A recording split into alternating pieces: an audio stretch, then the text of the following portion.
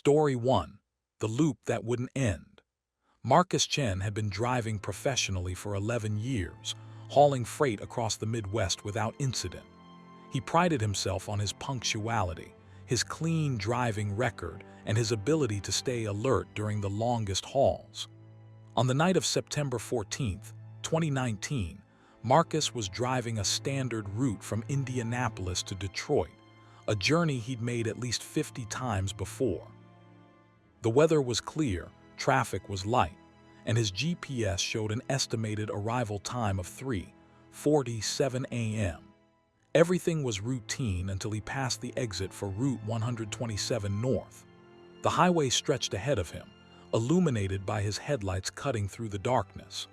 Marcus had his CB radio tuned to channel 19, listening to the occasional chatter between other drivers.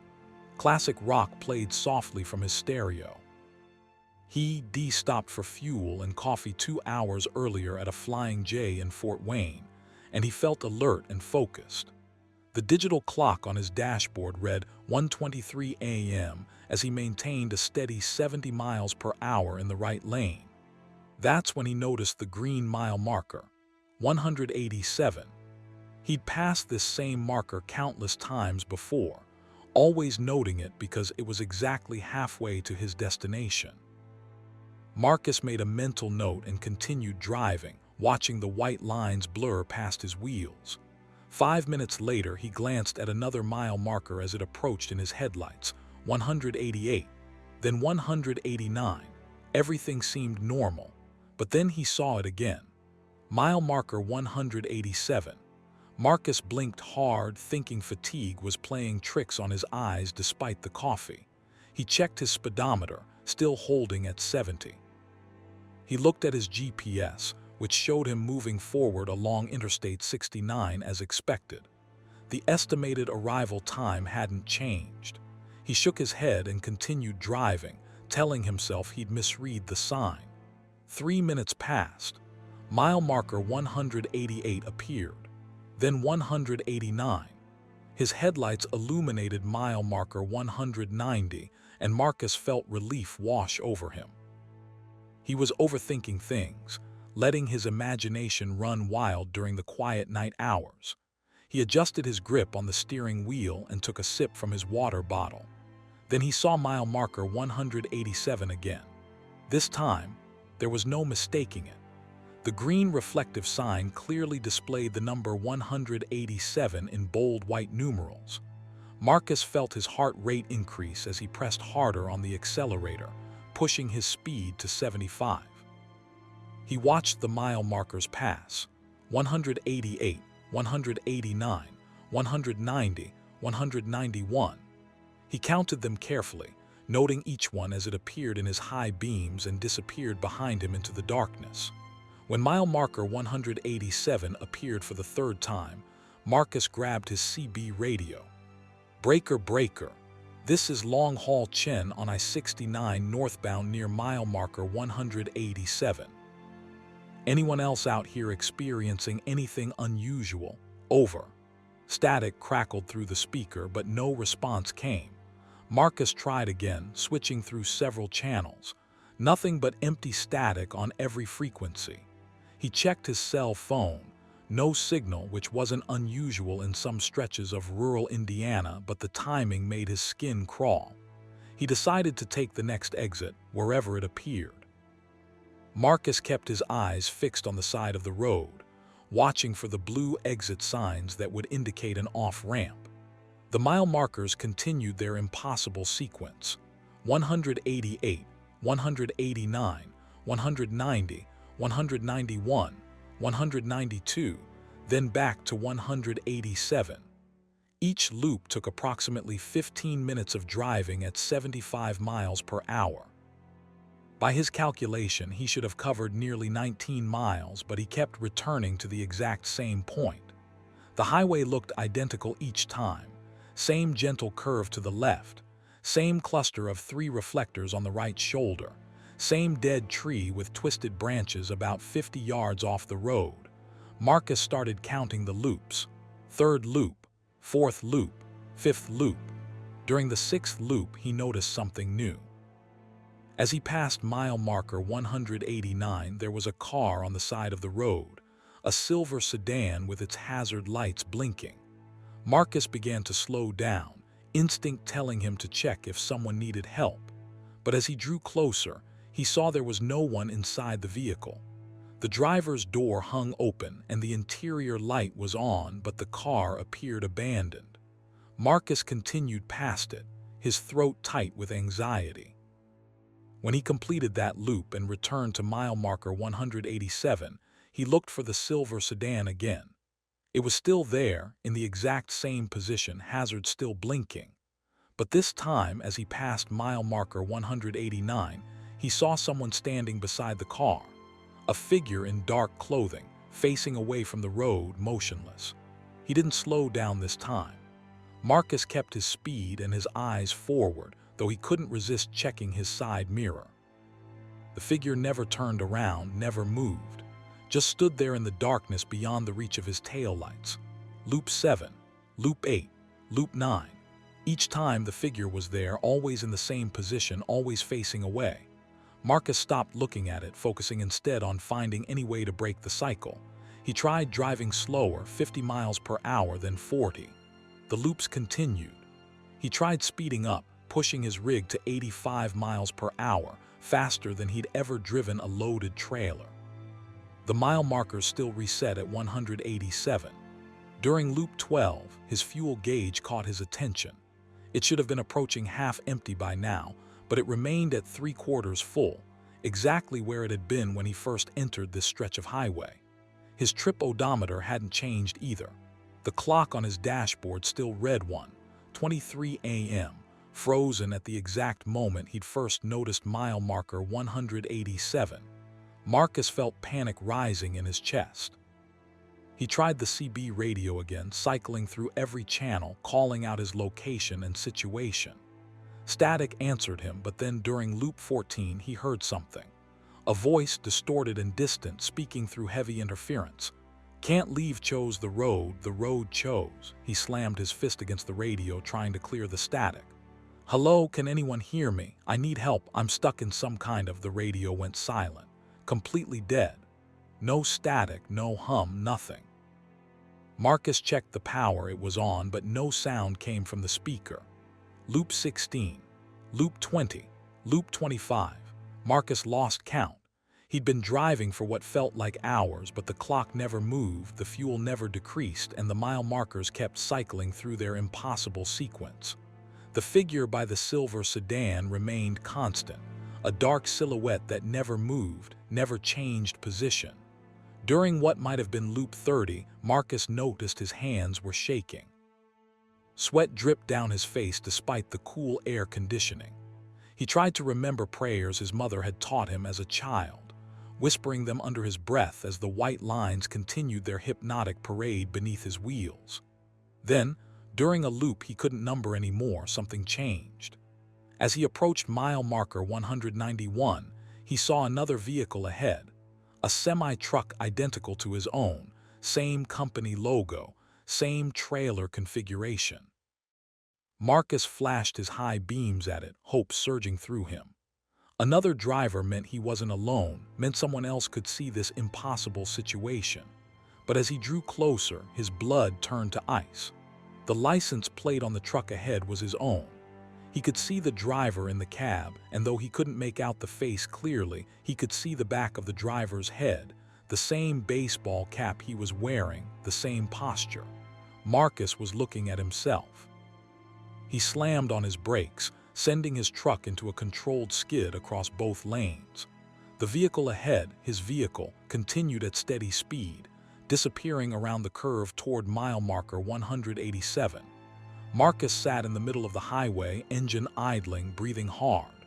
His entire body trembled as he stared at the empty road ahead.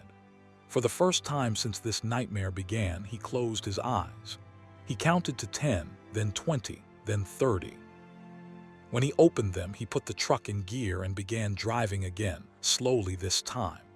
Mile marker 187 appeared, then 188, 189, 190. Mile marker 191 came into view and Marcus held his breath. Then 192. Then 193. The loop was broken.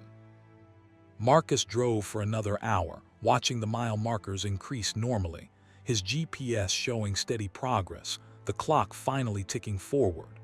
When he reached the next truck stop at mile marker 237, he pulled in immediately, despite having plenty of fuel. He sat in the parking lot with his engine off, hands still gripping the wheel, trying to process what had happened. Other trucks surrounded him, their drivers sleeping or preparing for their routes.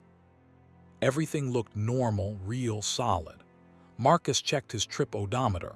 It showed he'd driven the correct distance from Fort Wayne, as if those loops had never happened. His fuel gauge read exactly where it should have been. The clock displayed 3:12 a.m. He grabbed his logbook and tried to record the incident, but his hands shook too badly to write. Instead, he sat there until dawn, watching the sky lighten through his windshield, grateful for every normal, explainable thing he could see. Marcus completed his delivery to Detroit later that morning. He continued driving professionally for 3 more years before finally retiring early. He never drove Interstate 69 through Indiana again, always taking alternate routes that added hours to his trips. His company questioned the inefficiency, but Marcus never explained. To this day, he can't wear a watch. Every timepiece he puts on stops at 1:23 a.m. And sometimes, late at night when he can't sleep, he wonders about that figure by the silver sedan. He wonders if it's still standing there in that impossible stretch of highway that exists between mile markers 187 and 192. And he wonders if somewhere in some loop he's no longer trapped in, another version of himself is still driving, still counting, still trying to escape. Story 2. The passenger I never picked up. Rebecca Winters had been driving rideshare for 3 years, working exclusively night shifts in the Seattle area to help pay for her nursing degree. At 28 years old, she developed a sixth sense about passengers, which ones would be chatty, which ones wanted silence, which ones might cause problems. She kept her doors locked until verifying passenger information, maintained a 5-star rating, and always trusted her instincts. On the night of October 3, 2020, all of those instincts failed her. The request came through at 11:47 p.m., pick up at an address in Renton, drop off at SeaTac Airport. The passenger name was listed as David M., and the fare was solid, worth the 20-minute drive to the pickup location. Rebecca accepted the ride and headed south on I-405, watching the city lights reflect off the wet pavement. It had been raining earlier, leaving the road slick and shining under the street lamps. The pickup address led her to a residential neighborhood of older homes, the kind built in the 1970s with large yards and mature trees. Rebecca pulled up to the specified house, a dark blue split level with no lights on inside. Her app showed the passenger was notified of her arrival. She waited, watching the front door, her phone displaying the countdown timer before she could cancel without penalty. After 2 minutes, a figure emerged from the side of the house rather than the front door.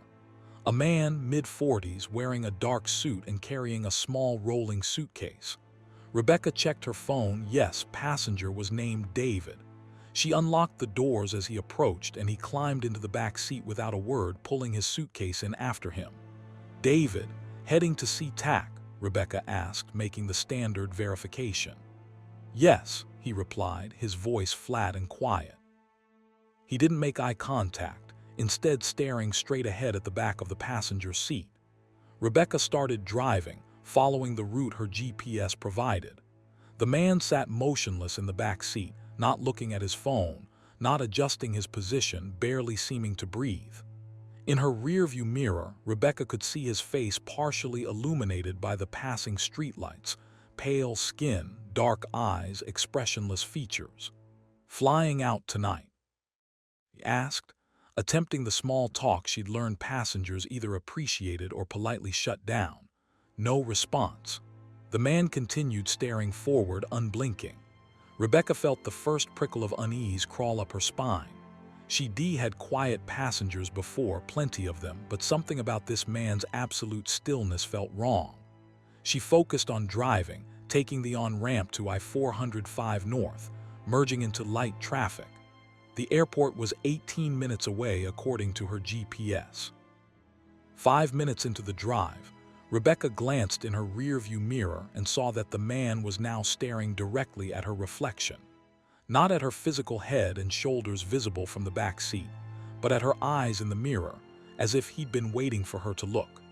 His expression hadn't changed, still blank, still emotionless, but his eyes held hers with an intensity that made her hands tighten on the wheel.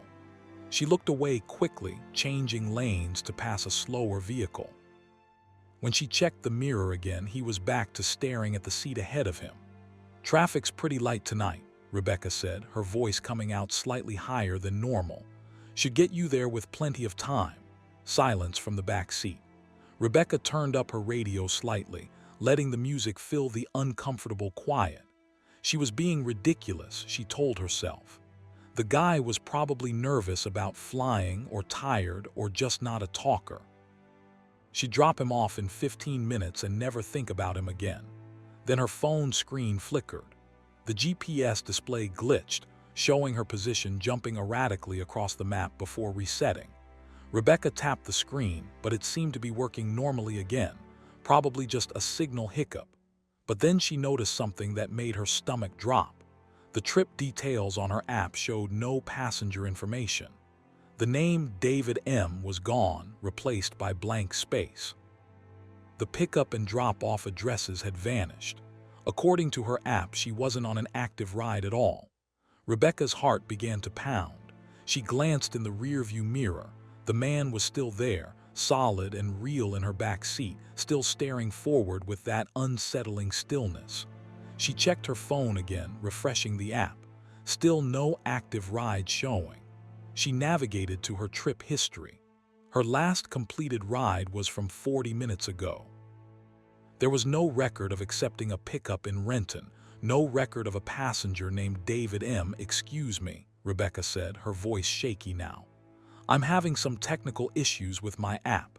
Can you verify the destination address for me?" The man didn't respond, didn't move. It was as if she hadn't spoken at all. Rebecca felt genuine fear now, cold and sharp in her chest.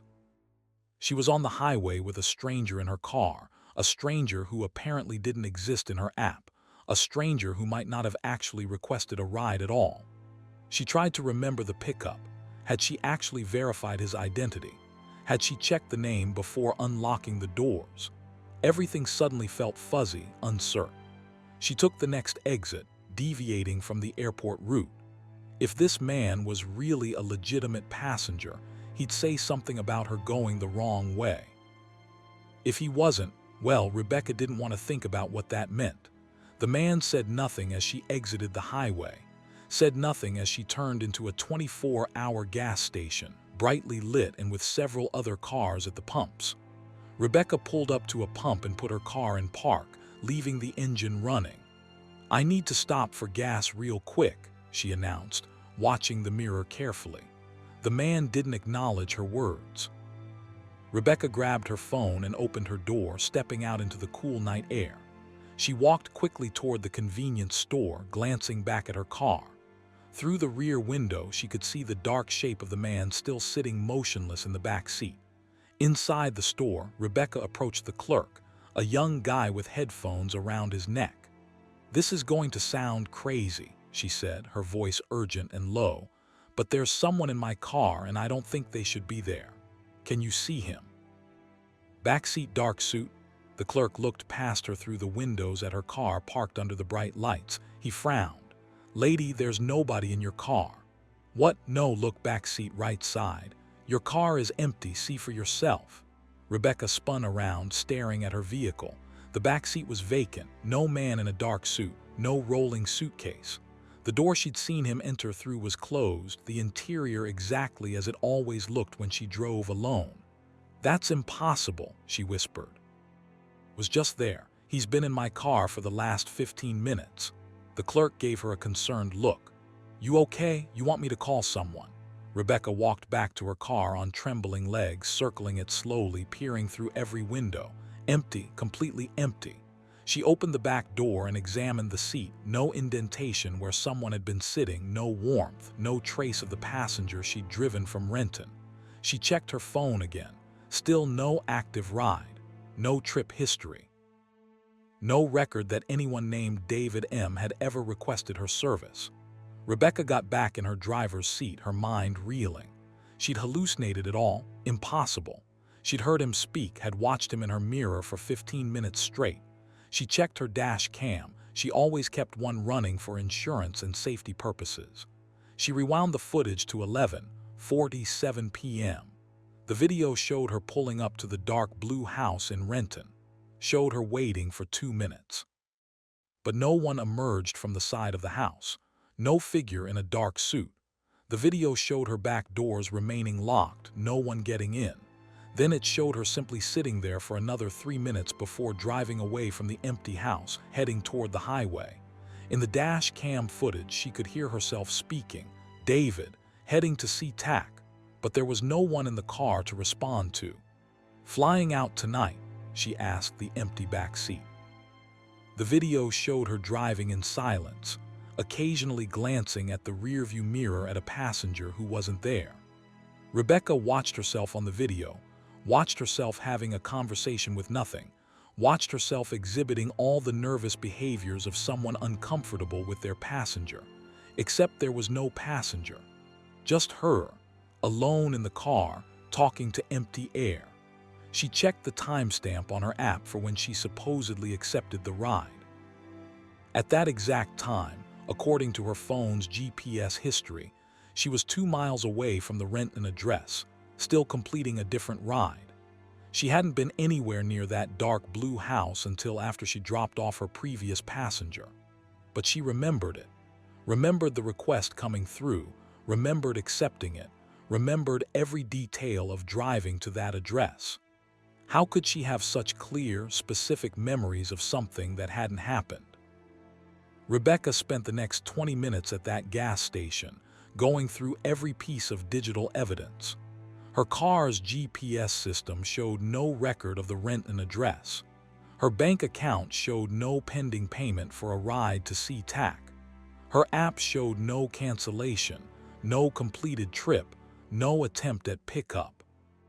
It was as if those 15 minutes had been completely erased from reality, existing only in her memory, and that terrifying dash cam footage of her driving alone while acting as if someone was in her back seat. She finally forced herself to continue working, accepting another ride request from a passenger whose information displayed properly, whose face matched their profile photo, who chatted normally about their evening and thanked her for the ride. Everything was normal, real, verifiable. But Rebecca couldn't shake the memory of those dark eyes staring at her from the rearview mirror, eyes belonging to a man who had never existed, sitting in a seat that had never been occupied. She drove rideshare for only 2 more weeks before quitting entirely. The dash cam footage kept her awake at night, the image of herself glancing nervously at the mirror, watching something that wasn't there, speaking to someone who had never been. She had the footage analyzed by a tech expert, looking for signs of tampering or corruption. The file was clean, unedited, a genuine recording of that night. Rebecca never told her family the real reason she quit. She finished her nursing degree and now works exclusively day shifts at a hospital, never driving after dark unless absolutely necessary. She sold that car and bought a new one, but sometimes, when she stopped at a red light at night, she catches herself checking the rearview mirror. And occasionally, maybe twice a year, always after midnight, she'll get a notification on her phone from the rideshare app she deleted long ago. A ride request from David M. with a pickup address in Renton. She ignores it, deletes the app again, but it always reinstalls itself by morning. The requests keep coming. Rebecca never accepts them. But she wonders who else might have, Who else might have picked up a passenger who doesn't exist? Who else might be driving alone while their dash cam records them speaking to empty air and watching dark eyes that aren't there, staring back from the mirror? Story 3. The Road THAT James Sullivan had been a long-haul trucker for 23 years, accumulating over 2 million miles without a single accident. At 51 years old, he knew every major highway in the continental United States, every truck stop, every way station. He could navigate from Maine to California using landmarks and instinct as much as GPS. On November 12, 2018, James was hauling electronics from Phoenix to Salt Lake City, taking Highway 93 north through Nevada, a route he'd driven at least 100 times. The road he thought he knew better than his own neighborhood was about to betray him. James left Phoenix at 6:00 p.m., planning to drive through the night and arrive in Salt Lake by early morning. The weather was perfect, clear skies, no wind, temperature in the mid-60s. He slept well the night before, felt alert and focused, and had a full tank of fuel. His CB radio chattered with the familiar voices of other drivers, and his GPS showed the standard route with no delays or construction.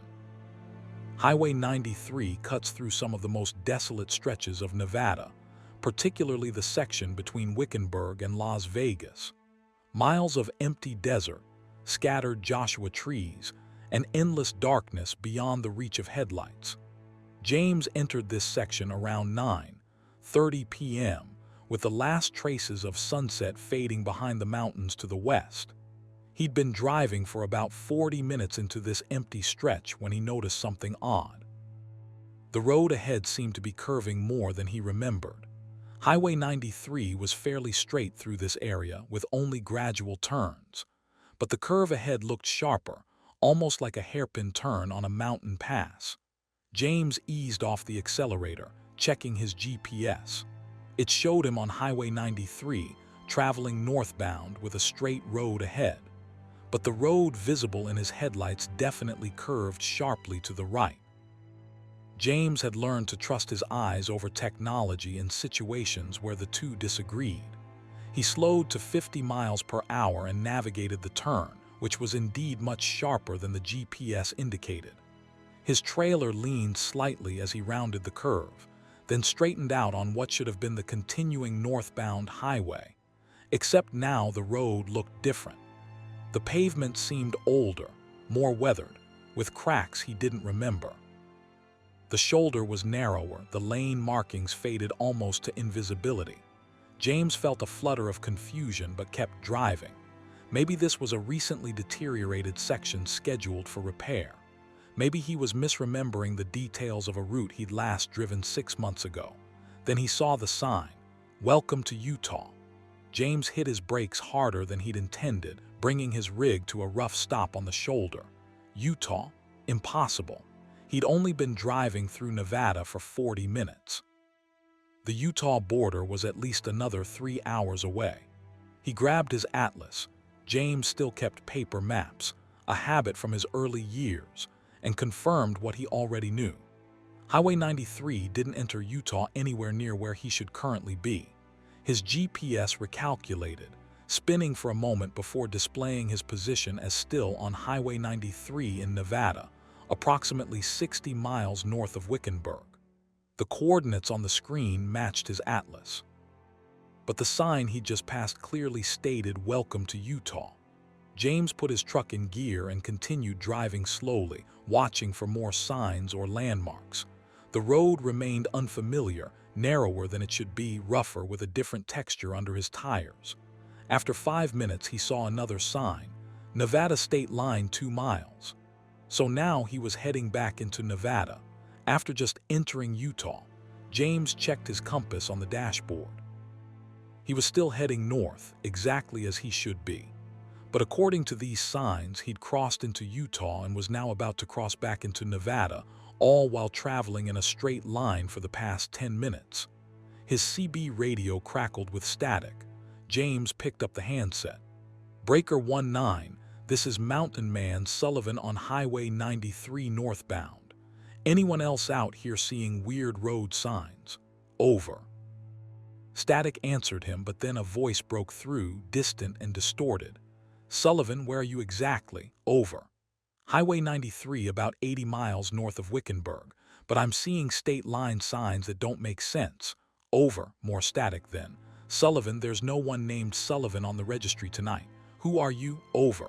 James frowned at the radio. I'm James Sullivan, Mountain Man, been driving this route for 20 years, running electronics to Salt Lake. Over. The static grew louder, almost overwhelming, and through it he heard. James Sullivan, Mountain Man, died in 2001. Collision on Highway 93. Who is this? Over. James dropped the handset as if it had shocked him. It clattered against the passenger seat, static still hissing from the speaker. Died in 2001. That was insane. He was alive, awake, driving his truck. He looked at his hands on the steering wheel, solid, real, with the familiar scar on his right thumb from a loading accident years ago. He picked up the handset again. Listen, I don't know what kind of joke this is, but I'm James Sullivan, I'm alive, and I need to know if anyone else is experiencing unusual conditions on Highway 93. Over. No response. Just static. James switched channels, trying several different frequencies. Every channel was dead except for that persistent, empty static. The road ahead began to look even stranger. The pavement developed a shimmer, like heat waves rising from summer asphalt, except it was nearly midnight and the temperature was in the 50s. The white lines marking the lanes started to waver, appearing to move slightly, like they were painted on water instead of concrete. James rubbed his eyes, but the shimmer remained. He checked his side mirrors. Behind him, the road looked normal, solid, real. But ahead, everything had that liquid quality, that sense of movement and instability. He considered turning around, heading back to the last town, but something stopped him. The road behind him in his mirrors was starting to look different too. It seemed to be getting darker, as if his taillights weren't illuminating it properly. And it seemed farther away than it should be, like the distance was stretching. James made a decision to keep moving forward. Sitting still in the middle of nowhere felt more dangerous than continuing ahead. He maintained a steady 40 miles per hour, hands tight on the wheel, watching the strange shimmer intensify. Then the road started to turn. Not a curve marked on any map, but the road itself physically rotating beneath his tires. James felt his truck beginning to tip as the pavement tilted, and he instinctively turned his wheel to compensate. The horizon outside his windows shifted, the stars wheeling overhead, and suddenly he wasn't sure which direction was up or down anymore. His cargo shifted in the trailer with a heavy thud, and James fought to control the rig, his experience and instincts taking over even as his mind struggled to process what was happening. The road continued rotating, spiraling like a corkscrew through the desert, defying every law of physics and engineering he'd ever learned. And then, just as suddenly, it stopped. The road flattened out, became solid and normal and familiar again. James was breathing hard, sweat dripping down his face. He checked his mirrors, everything looked standard now. He looked ahead, normal highway, properly marked lanes, solid pavement. His GPS recalculated again. This time it showed him on Highway 93, but in Utah, approximately 15 miles south of the Arizona border. He'd somehow jumped forward almost 200 miles in the space of that impossible rotating road. James pulled over again, this time into a rest area that appeared on his right. Several other trucks were parked there, their running lights on, drivers presumably sleeping in their cabs. James parked, set his brake, and sat in the darkness trying to catch his breath and make sense of what had happened. He decided to walk to one of the other trucks to talk to another human being to confirm he was awake and sane. He climbed down from his cab and approached the nearest truck, knocking on the driver's door. No response. James knocked harder, still nothing. He walked to the next truck, knocked again. Silence. One by one, he checked every parked vehicle in the rest area, 8 trucks total. Every single one had its engine running, its lights on, but no one responded to his knocking. He tried door handles, all locked. He peered through windows. All the cabs appeared empty, though the engines idled and the electronics glowed. James returned to his own truck on shaking legs. He climbed back into his cab and locked the doors, something he rarely did when parked at rest stops. He checked his phone. No signal, which wasn't unusual in rural Nevada, but the time display caught his attention. It read 9:47 p.m., exactly the same time it had been when he first noticed the unusual curve in the road. He checked his dashboard clock, also 9:47 p.m. His GPS showed the same time, but he knew he'd been driving for at least 45 minutes since then. Had time stopped? Had it reset? James looked at his fuel gauge, still full, exactly where it had been when he left Phoenix hours ago. He started his engine and pulled back onto the highway, desperate to reach a town, a building, any sign of normal human civilization. The road ahead looked standard now, proper markings, familiar terrain, no shimmer or rotation. His GPS showed a clear route to Salt Lake City, approximately 4 hours remaining. James drove in a haze of confusion and fear, checking his mirrors constantly, watching for any sign that the road might betray him again. Every mile marker seemed both familiar and strange. Every curve felt potentially dangerous. He white-knuckled the steering wheel for the next 100 miles until finally he saw the lights of a town ahead. Cedar City, Utah. Population signs, gas stations, traffic lights, fast food restaurants. All the blessed, mundane markers of civilization. James pulled into a truck stop and parked among dozens of other semis. He sat there for a moment, then climbed down and walked into the convenience store. The clerk was a teenager, maybe 17, reading a magazine behind the counter. Real, solid, normal. James approached him. "Excuse me, what time is it?" The kid glanced at the clock on the wall. "Just after midnight." James checked his phone. It now showed 12:04 a.m. Time had resumed.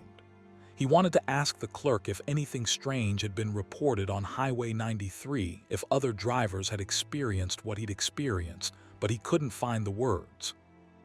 How do you explain a road that rotates, a highway that jumps 200 miles, rest areas full of ghost trucks? He bought coffee and a sandwich using his credit card. The transaction processed normally, printed a receipt with the correct date and time. Everything was functioning as it should. James returned to his truck and ate mechanically, trying to calm his racing thoughts.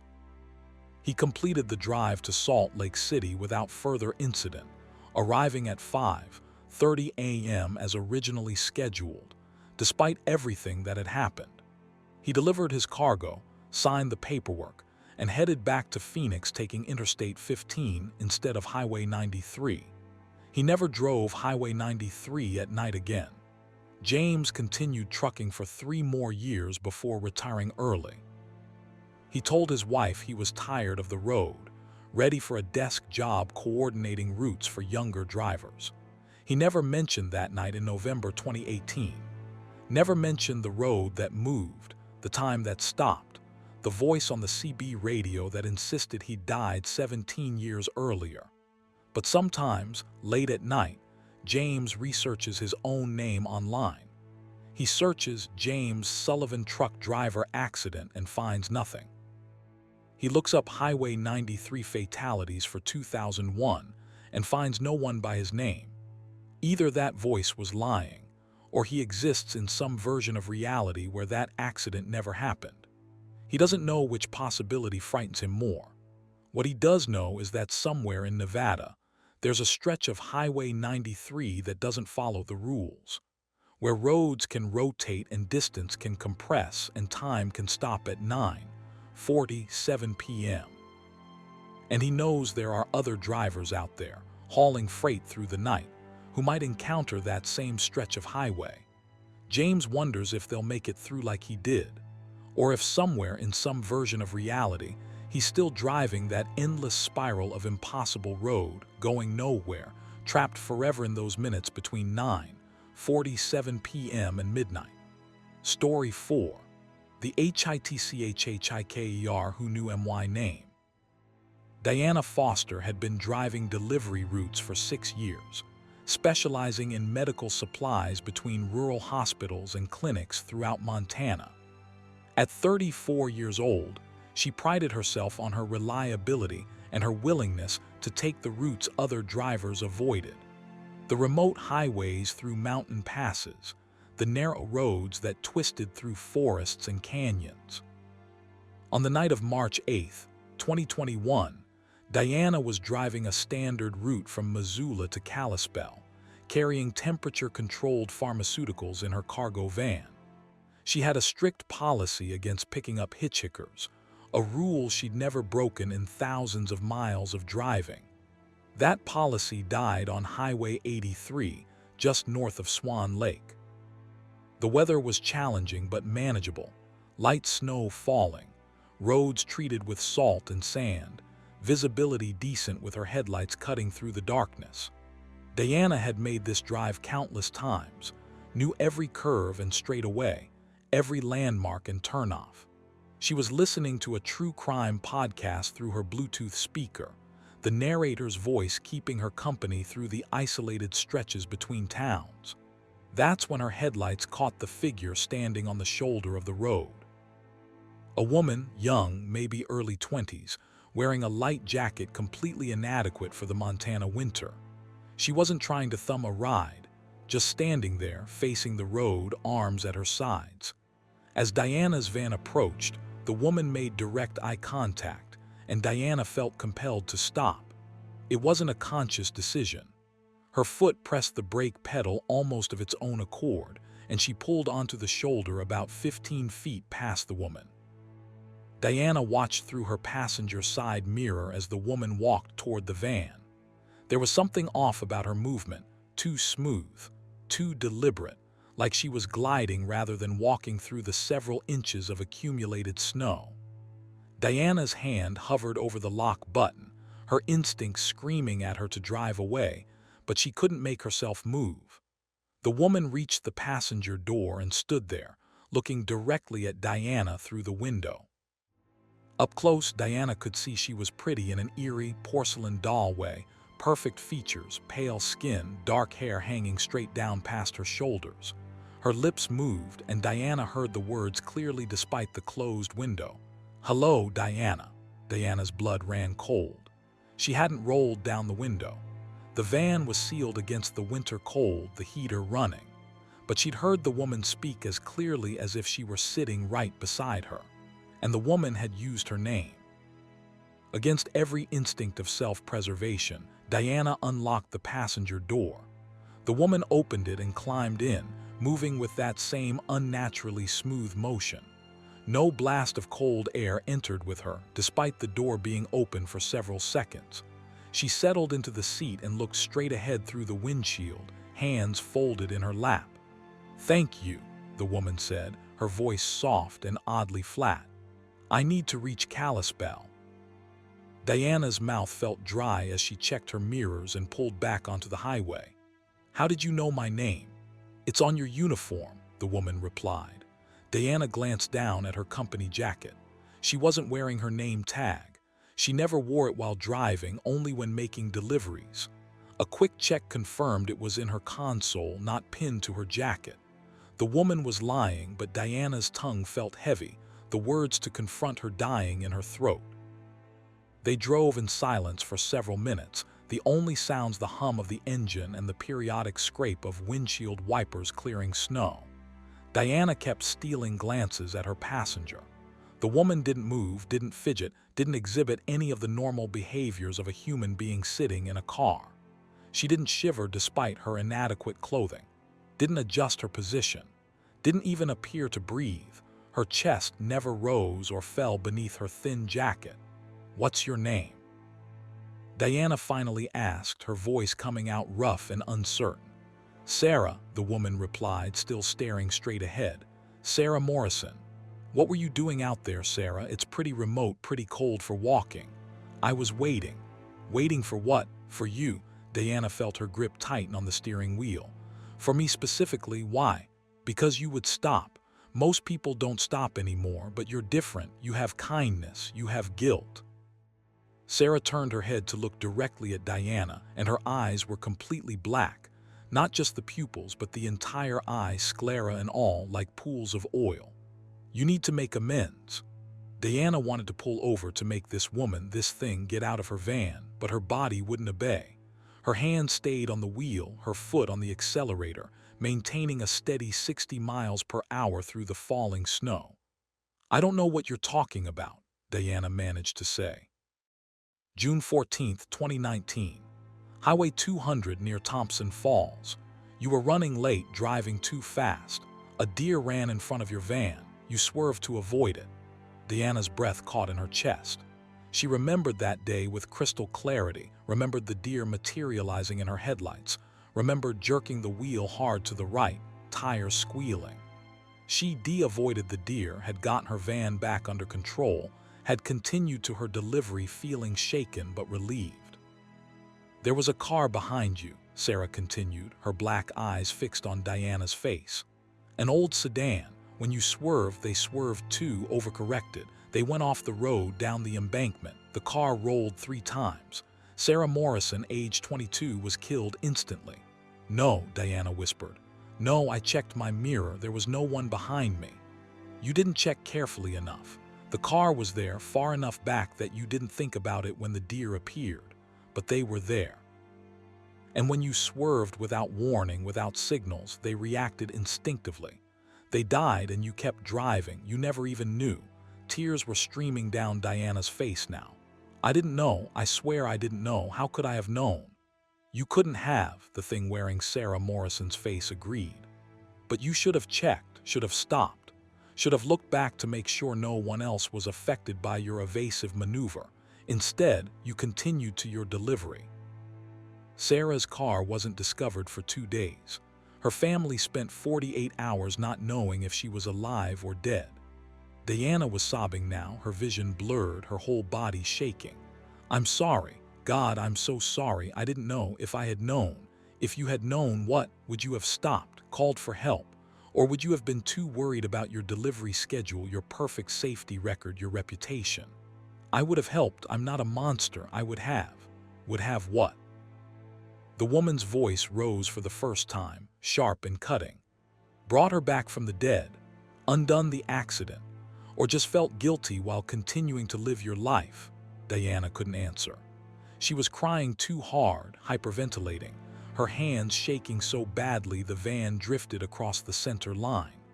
She corrected automatically, muscle memory keeping her on the road even as her mind collapsed under the weight of this revelation. They drove for another 10 minutes, Diana crying, Sarah sitting motionless beside her. Finally, as they approached the outskirts of Kalispell, the woman spoke again, her voice returning to that flat, emotionless tone. "This is far enough. You can let me out here."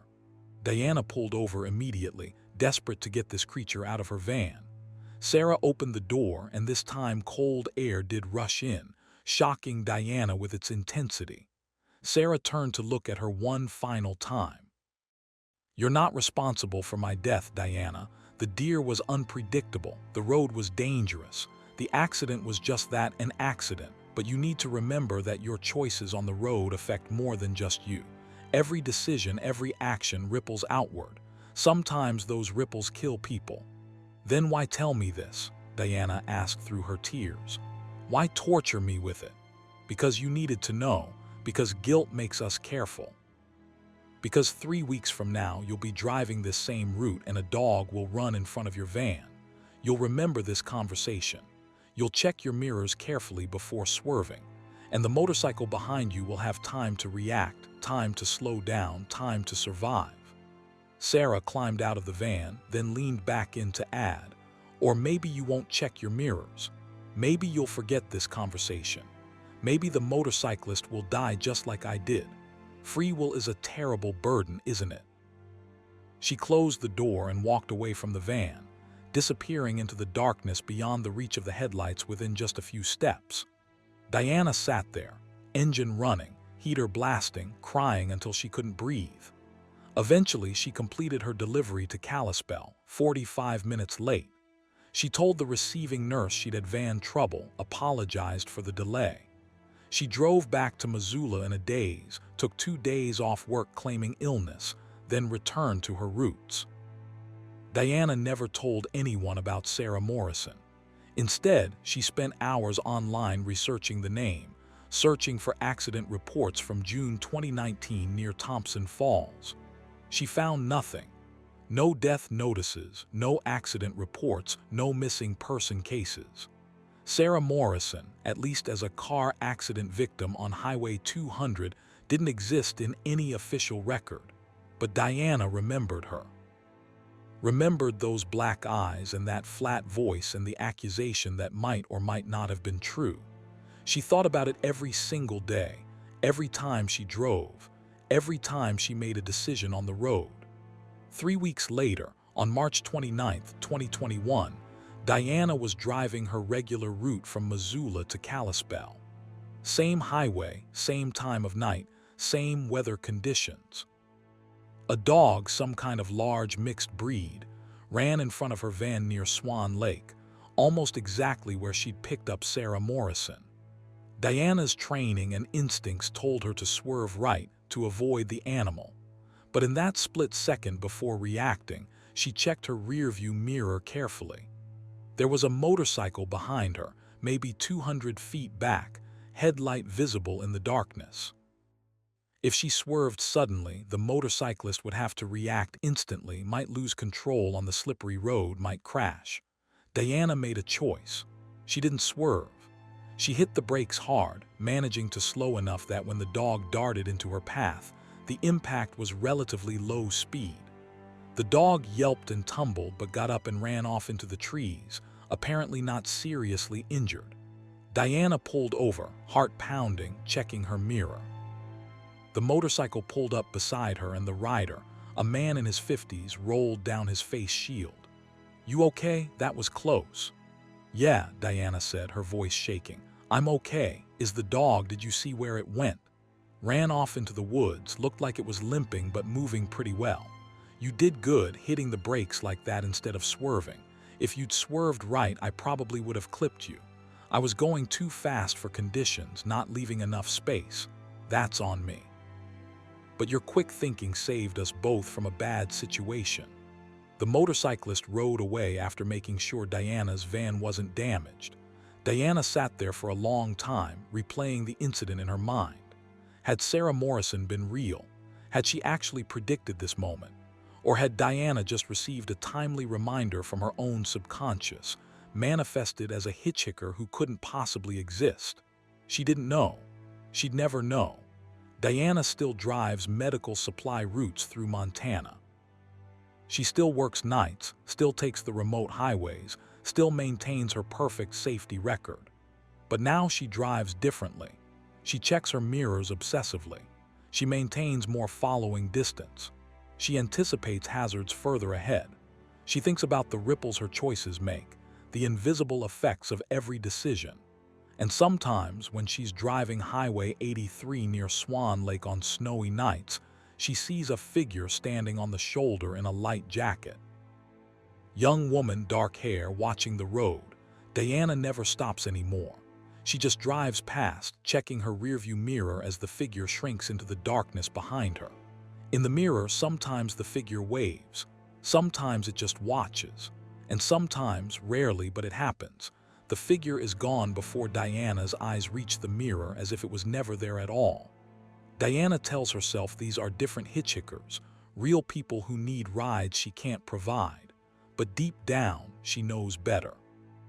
She knows it's Sarah Morrison, or whatever took that name, still standing guard on that stretch of highway. Still waiting for drivers who need reminding that their choices matter, that their actions ripple outward, that the road they travel affects more than just themselves. Diana hasn't picked up a hitchhiker since that night in March 2021. She's learned that some passengers carry more than just themselves into your vehicle. Some carry truths you can't unlearn, burdens you can't put down, guilt that follows you for the rest of your life, whether you earned it or not. Story 5. The gas station that wasn't there. Marcus Webb had been driving charter buses for 18 years, transporting everyone from church groups to sports teams across the Southwest. At 46 years old, he was known for his punctuality, his calm demeanor under pressure, and his ability to navigate any route without stress. On the night of January 23, 2022, Marcus was driving an empty bus from Albuquerque back to his depot in Phoenix, a long solo drive he'd made dozens of times. The gas station he stopped at that night would challenge everything he thought he knew about the highways he'd traveled for nearly 2 decades. Marcus left Albuquerque around 10:00 p.m. after dropping off a group of retirees at their hotel. The return trip was straightforward. I-40 west to I-17 south, about 6 hours of driving through mostly empty desert. He'd fueled up before leaving, had a full tank, but he preferred to stop halfway as a habit, stretch his legs, get coffee, use the restroom. That stop usually happened somewhere around Holbrook, Arizona, at one of the familiar truck stops along I-40. The bus's fuel gauge showed 3/4 full as he passed through Holbrook around midnight. Marcus decided to push on to the next major stop near Flagstaff, but about 30 miles later, his fuel gauge suddenly dropped to a quarter tank. Marcus frowned at the display, tapping it with his finger. That made no sense. He couldn't have burned through half a tank in 30 miles of flat highway driving. He checked his gauges carefully, looking for signs of a fuel leak or mechanical issue. Oil pressure normal, engine temperature normal, no warning lights. But the fuel gauge continued to drop even as he watched, quarter tank, then eighth, then the low fuel warning light came on. Marcus swore under his breath. He'd have to stop sooner than planned. He started watching for gas stations, but this stretch of I-40 was particularly desolate at night. 5 minutes passed, the fuel gauge needle dancing dangerously close to empty, and Marcus felt genuine concern. Running out of fuel on a dark highway in January wasn't a situation he wanted to experience. Then he saw it. A beacon of fluorescent light off to the right side of the highway. A gas station, old-fashioned looking, with the kind of tall sign they used to build in the 1960s. The sign simply said gas in red letters, no brand name, no price display. Marcus didn't care about the aesthetic details. He needed fuel, and this place appeared like a miracle. He took the exit, unmarked, unpaved, just a rough dirt road leading off the interstate. His bus bounced over uneven ground for about 100 yards before the pavement improved, and then he was pulling into the gas station lot. The place looked like it had been frozen in time. Old-style pumps, the mechanical kind with rolling numbers instead of digital displays. A small convenience store with large windows, yellow lights spilling out onto the concrete. A single other vehicle parked near the store, a vintage pickup truck from the 1970s, cherry red, immaculately maintained. Marcus parked at one of the pumps and climbed out of his bus. The air was cold but still, no wind at all. He couldn't hear any traffic from the interstate, which was odd since he'd only driven 100 yards off the highway. The silence was profound, broken only by the hum of the gas station's fluorescent lights. The pumps were the old prepay kind, operated manually. Marcus walked toward the convenience store to prepay, his footsteps echoing on the concrete. Through the windows, he could see someone behind the counter, an older man, maybe 70, wearing a button-up shirt and glasses. Marcus pushed open the door, a small bell chiming above his head. The interior smelled like old coffee and cigarette smoke, despite no visible cigarettes. The shelves were stocked with products he recognized but couldn't quite place, familiar brand names but in packaging that looked decades out of date. "Evening," the old man said, his voice friendly but somehow flat like an actor reading lines. "Need gas? Yeah, pump 3, fill it up please, big tank, probably 90 gallons or so. The old man nodded and pressed some buttons on his ancient cash register. That'll be $87 even, Marcus blinked. $87 to fill 90 gallons.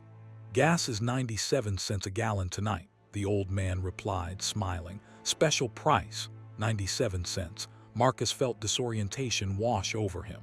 Gas prices were well over $3 per gallon everywhere in Arizona, but he wasn't about to argue with a deal even if it made no sense. He handed over his credit card. The old man looked at the card with confusion.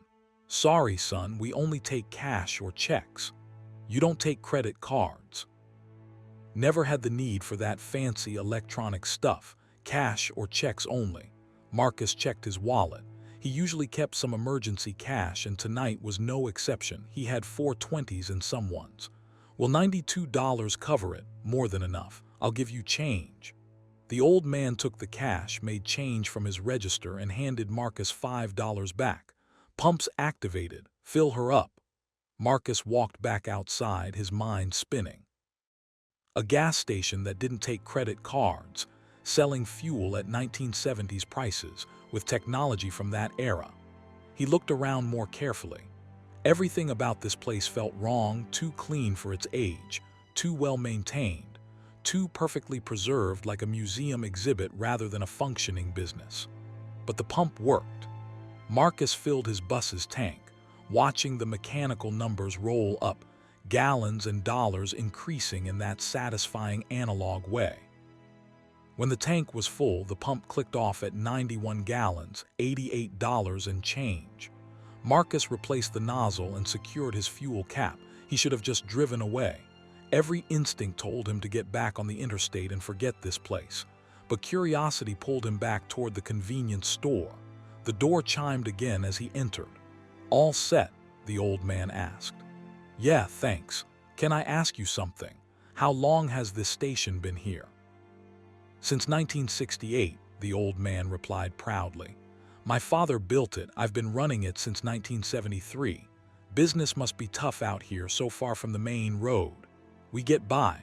Right people always seem to find us when they need to. Marcus felt those words settle uncomfortably in his stomach. The right people. Folks running low on fuel. Folks who need a stop. You'd be surprised how many people take this exit. But there's no exit sign. I almost missed it. The ones who need to find it always do. The old man smiled, and this time the expression didn't reach his eyes.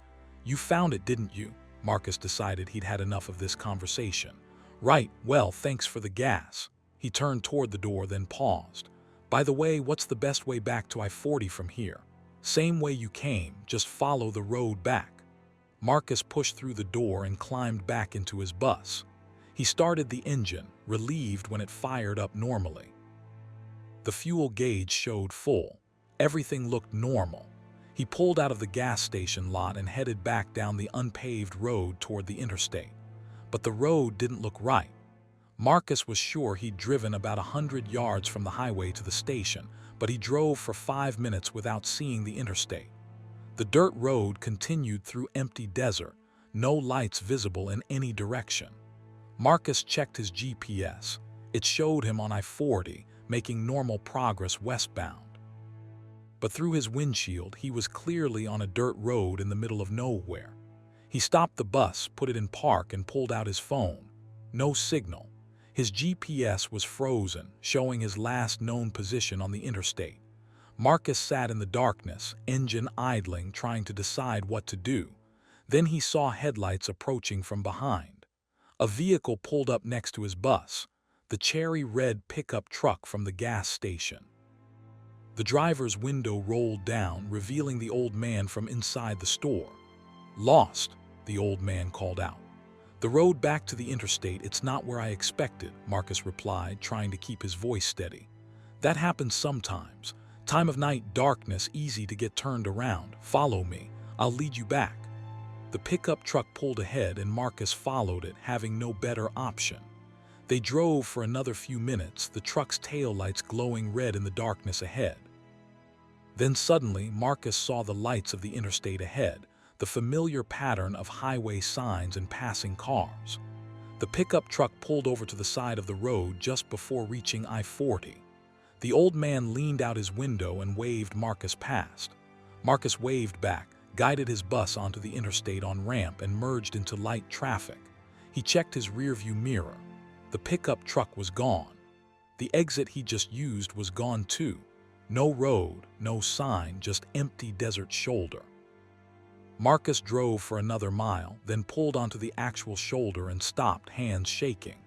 He checked his fuel gauge, still full. He checked his GPS, functioning normally, showing him just west of Hallbrook, exactly where he should be. He checked his wallet. The $92 he'd paid for fuel was still there, none of it missing. Marcus pulled up his banking app on his phone, signal restored now that he was back on the main highway. He checked his transaction history. There was no record of stopping for fuel. No charge, no withdrawal. The last transaction was from that morning's breakfast in Albuquerque, but his fuel tank was full. The gauge proved it. Somehow he'd gotten fuel without paying for it, from a gas station that might not exist, using money that hadn't actually left his wallet. Marcus sat there for 20 minutes, trying to rationalize what had happened. Maybe he'd experienced some kind of episode, a brief break from reality brought on by fatigue or stress. Maybe the fuel gauge had been malfunctioning earlier, never actually approaching empty. Maybe he'd imagined the entire stop, but the receipt in his pocket told a different story. Marcus pulled it out, a small slip of paper, yellowed with age, printed with mechanical typewriter letters. Thank you for your business, 91 gallons, $88.27, January 23, 1973. Not 2022. The date was wrong by 49 years. Marcus stared at that receipt for a long time. Then he carefully folded it, put it in his wallet, and drove the rest of the way to Phoenix without stopping. He didn't tell anyone about the gas station, didn't report it to his company, didn't try to find it again on subsequent trips, but he kept that receipt, kept it in his wallet at all times, pulling it out occasionally to confirm it was real, that the date really said 1973, that he hadn't imagined the whole experience. 3 months later, Marcus was driving the same route, Albuquerque to Phoenix, late night, empty bus. His fuel gauge again dropped suddenly and inexplicably, warning light coming on despite having plenty of fuel just minutes before. Marcus's heart rate spiked as he started watching for that exit, that unmarked dirt road, that gas station with its 1960s architecture and impossible prices. He drove for an hour, checking every possible place the exit might be. He never found it.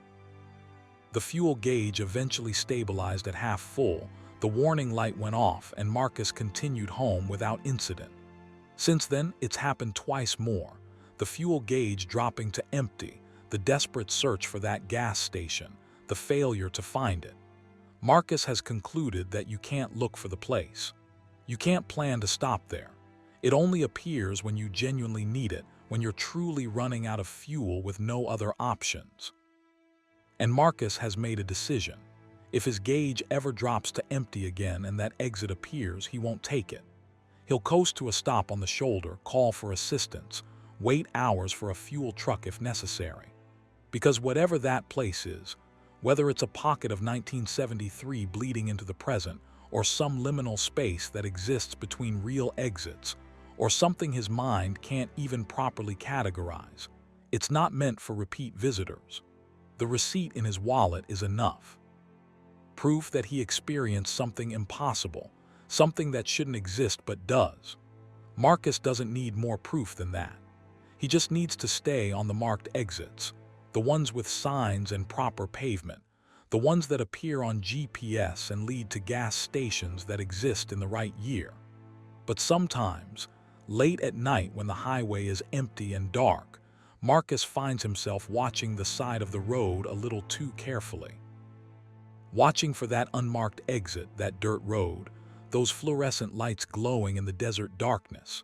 And part of him, a small, curious part he tries to ignore, wants to see it again, wants to know if the old man is still there, still selling gas at 1973 prices to travelers from 2022. That part of him is dangerous, Marcus knows. So he drives carefully, maintains his fuel properly, and never lets his tank drop below half full on that stretch of highway. Because the best way to avoid that gas station is to never need it in the first place. The receipt, though, that stays in his wallet. A reminder that reality has cracks in it, places where time doesn't flow correctly, where the past and present exist simultaneously. And Marcus Webb, professional bus driver, rational man, has proof of it folded in his wallet, slowly yellowing with age, dated January 23, 1973. Story 6. The tunnel that went too deep. Patricia Vega had been driving ambulances for 12 years, working night shifts in rural Colorado, transporting patients between small-town clinics and regional hospitals. At 39 years old, she'd seen nearly everything: delivering babies in the back of her ambulance, keeping heart attack victims stable through mountain passes, navigating blizzards that would make most drivers pull over. On the night of February 17, 2020, Patricia was transporting a stable patient from Gunnison to Grand Junction, a routine transfer that should have taken about 2.5 hours. The Gunnison Tunnel, a shortcut she'd used dozens of times, would add something to her experience that no amount of training could have prepared her for. The patient was a 67-year-old man named Robert Chen, recovering from a minor stroke, stable but requiring monitoring equipment that the Gunnison Clinic lacked. Patricia's partner for the night was a young EMT named Travis Cole, 23 years old, eager and competent. They'd loaded Mr. Chen at 11:30 p.m., secured all the equipment, and headed out into a clear, cold night with stars brilliant overhead. The route was familiar: Highway 50 West, through some of the most beautiful and desolate country in Colorado. The Gunnison Tunnel was about 40 minutes into the drive, a relatively short tunnel, maybe half a mile long, cutting through a ridge that would otherwise require a lengthy detour over mountain roads. Patricia had driven through it at least 100 times without incident. They were making good time, Travis monitoring Mr. Chen in the back while Patricia focused on the road. The radio played softly, dispatch quiet for the moment. Everything was routine until Patricia's headlights illuminated the tunnel entrance ahead. Something looked different about it tonight. The entrance seemed darker than usual. The lights that typically illuminated the opening were either off or dimmer than she remembered. Patricia slowed slightly, but not enough to seem unusual to Travis. She'd driven through this tunnel in all conditions. It was probably just a trick of perception, or perhaps some lights were out for maintenance. The ambulance entered the tunnel, and immediately Patricia noticed the temperature drop. Not just the expected coolness of being underground, but a profound cold that made her breath visible despite the heater running at full blast. She glanced at the temperature display. It showed 72 degrees inside the cab, but Patricia could feel the cold seeping through her uniform. "Getting cold back here," Travis called from the patient compartment. "Heater okay up there?" "Should be," Patricia replied, checking the controls.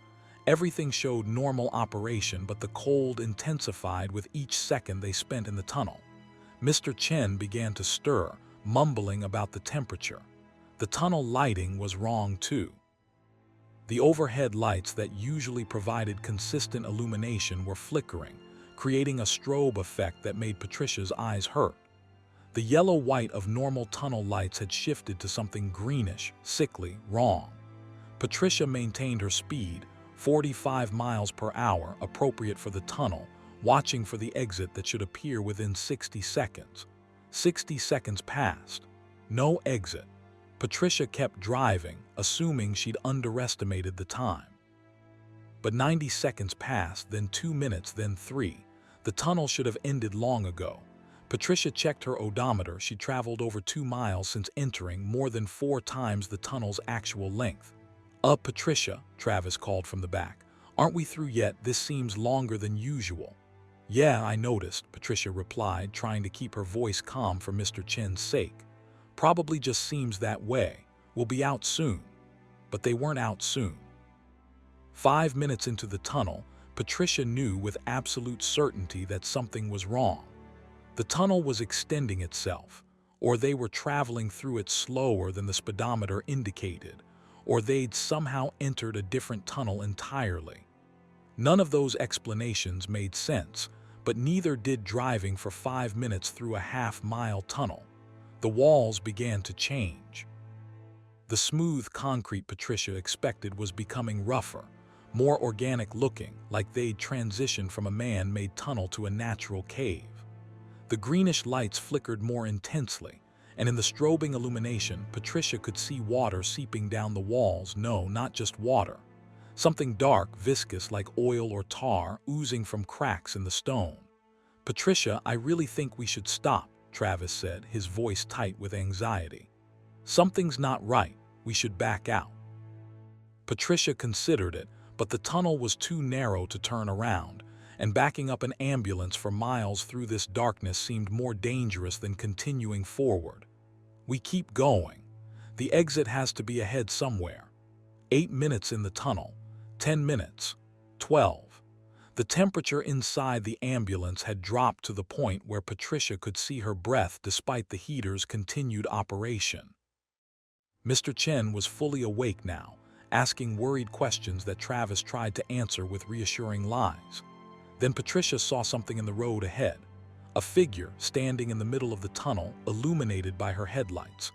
A woman in a hospital gown, barefoot, her hair hanging in wet tangles around her face. Patricia hit the brakes, bringing the ambulance to a stop about 20 feet from the figure.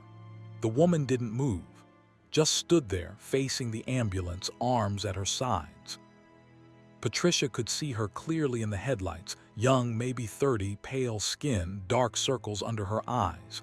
And something wrong with her proportions, her limbs slightly too long, her head tilted at an angle that looked painful. "What the hell?" Travis had moved to the front, looking through the windshield.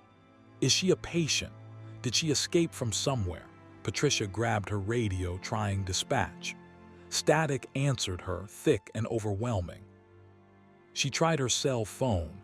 No signal, which wasn't unusual in tunnels, but given everything else that was happening, it felt ominous. "Stay here," Patricia told Travis. "Lock the doors after me, I'll check on her. You're not seriously going out there. She might need help, that's our job." Patricia climbed out of the ambulance before Travis could argue further. She heard the locks click behind her as she approached the woman on foot. The cold was worse outside the vehicle, so intense that Patricia's joints ached with it. Her flashlight beam cut through the greenish tunnel lighting, illuminating the woman more clearly. Up close, Patricia could see that the hospital gown was old, stained, the kind used decades ago. The woman's feet were blue with cold, standing in an inch of that dark liquid seeping down the walls. "Ma'am, are you okay? Do you need help?" Patricia kept her voice professional, calm, despite the fear creeping up her spine. The woman's head tilted further, bones in her neck cracking audibly. When she spoke, her voice was wet, gargled like she was speaking through liquid. "How far down are you willing to go?" "I'm sorry, what?" "The tunnel goes deeper than you know. Miles deeper, years deeper. How far down are you willing to drive to find the exit?" Patricia took a step back. "Ma'am, I need you to come with me. You're hypothermic. We need to get you warm." The woman's lips pulled back in something that might have been a smile, revealing teeth that were too sharp, too numerous. "You can't go back. The tunnel only goes one direction now. Down, down, down into the mountain, into the earth, into places where tunnels shouldn't exist." "Travis," Patricia shouted, backing toward the ambulance. "Call for backup."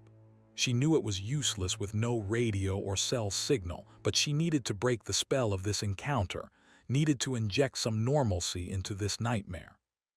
The woman began walking toward Patricia, that same wrong-jointed movement, feet splashing in the dark liquid. "You brought someone into my tunnel, a sick man. The mountain is hungry. It's been so long since someone brought it an offering." Patricia ran back to the ambulance, hammering on the door. Travis unlocked it and she dove inside, slamming and locking the door behind her. Through the windshield, she could see the woman still approaching, still smiling with those impossible teeth. "Drive," Travis yelled. "Just drive." Patricia threw the ambulance into gear and accelerated, aiming to pass the woman on the left side. But as they drew close, the woman moved, faster than should have been possible, and slammed both palms against the windshield. The glass cracked in a spiderweb pattern, and Patricia could see the woman's face pressed against the glass, those teeth chomping, eyes rolled back white. Patricia swerved hard right, scraping the ambulance against the tunnel wall. The woman fell away, and Patricia accelerated to 60 miles per hour, faster than safe for tunnel driving, but nothing about this situation was safe anymore. "Is she following?" Patricia asked, eyes fixed on the tunnel ahead. Travis checked the side mirror. "I can't see anything. The lights behind us just stop, like the tunnel is closing up after us." Mr. Chen was calling out in distress from his gurney, alarmed by the rough driving and the obvious fear in his caregivers' voices. Travis went back to calm him, checking his vitals, trying to maintain some semblance of their medical responsibilities. Patricia drove for another 15 minutes, the tunnel continuing impossibly onward. The walls were now definitely natural cave formations, stalactites hanging from the ceiling, that dark liquid flowing more freely. The road surface had deteriorated from smooth asphalt to rough gravel to what felt like dirt and stone. Then the tunnel began to slope downward. Not gradually, but sharply, at an angle that made Patricia grip the wheel tighter. The ambulance picked up speed despite her easing off the accelerator, gravity pulling them deeper into the mountain. "Patricia, look at the odometer," Travis said quietly. Patricia glanced down. They'd traveled 43 miles since entering the tunnel. 43 miles into a mountain, into Earth, into somewhere that shouldn't exist. The elevation display on her GPS, which was somehow still functioning despite showing their position as inside solid rock, indicated they were now 2,000 feet below their entry point. The slope increased. Patricia had to ride the brakes to keep from gaining too much speed, but the ambulance was heavy, and momentum was hard to fight. 60 miles per hour, 65, 70. The tunnel walls blurred past, cave formations giving way to something else. Smooth surfaces that looked almost deliberately carved, geometric patterns that hurt to look at directly. Then, suddenly, the tunnel leveled out. Patricia brought the ambulance back under control, speed dropping to a manageable 40. And ahead, finally, she saw it light. Not the greenish, sickly glow that had filled the tunnel for the past 30 minutes, but genuine daylight, pale and gray but unmistakably natural. "Thank God," Travis breathed. "There's the exit." Patricia accelerated toward it, every fiber of her being focused on reaching that circle of light ahead. The ambulance burst out of the tunnel into dawn light, and Patricia hit the brakes, pulling over onto the shoulder, hands shaking so badly she could barely keep her grip on the wheel. They sat there for a moment, breathing hard, staring at the landscape around them. Then Travis said, "Patricia, where are we?" Patricia looked around, her relief curdling into fresh confusion. They were on a highway, but not Highway 50. The road was too narrow, the pavement too old. The landscape was wrong too. They should have been in Colorado mountains, but the terrain around them was flatter, more desert-like, with vegetation she didn't recognize. She checked her GPS. It was spinning, trying to acquire satellites, unable to determine their position. After a minute, it locked on, and Patricia felt her stomach drop. According to the GPS, they were on Route 6 in Nevada, approximately 450 miles southwest of where they'd entered the tunnel. "That's impossible," Travis whispered, looking at the screen. "We drove through a mountain tunnel for 30 minutes. We can't be in Nevada." Patricia checked her dashboard clock. It read 12:47 a.m. Only 17 minutes had passed since they'd entered the tunnel, despite it feeling like at least 45 minutes. She checked her phone. 1:12 a.m. Mountain Time, February 18th. According to her phone, they'd lost time rather than gained it, but more importantly, her phone was showing Nevada cell towers, confirming their impossible location. Mr. Chen called weakly from the back, and Travis went to check on him. His vitals were stable, blood pressure slightly elevated from the stress, but nothing critical. The man asked where they were, and Travis had no honest answer to give him. Patricia radioed dispatch, her signal now clear and strong. "Dispatch, this is Medic 7. We've had an incident. We need to report our current position and request guidance." The dispatcher responded immediately. "Medic 7, you're showing offline for the past hour. What's your status?" This is going to sound insane, but we're on Route 6 in Nevada. We entered the Gunnison Tunnel and came out here.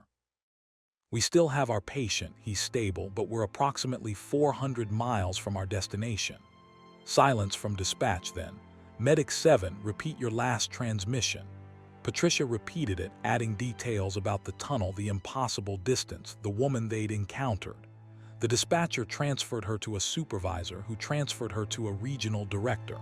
Patricia told the story 3 times, each listener more confused and concerned than the last. Eventually, arrangements were made. A Nevada ambulance unit was dispatched to their location to take custody of Mr. Chen and transport him to a hospital in Ely for evaluation.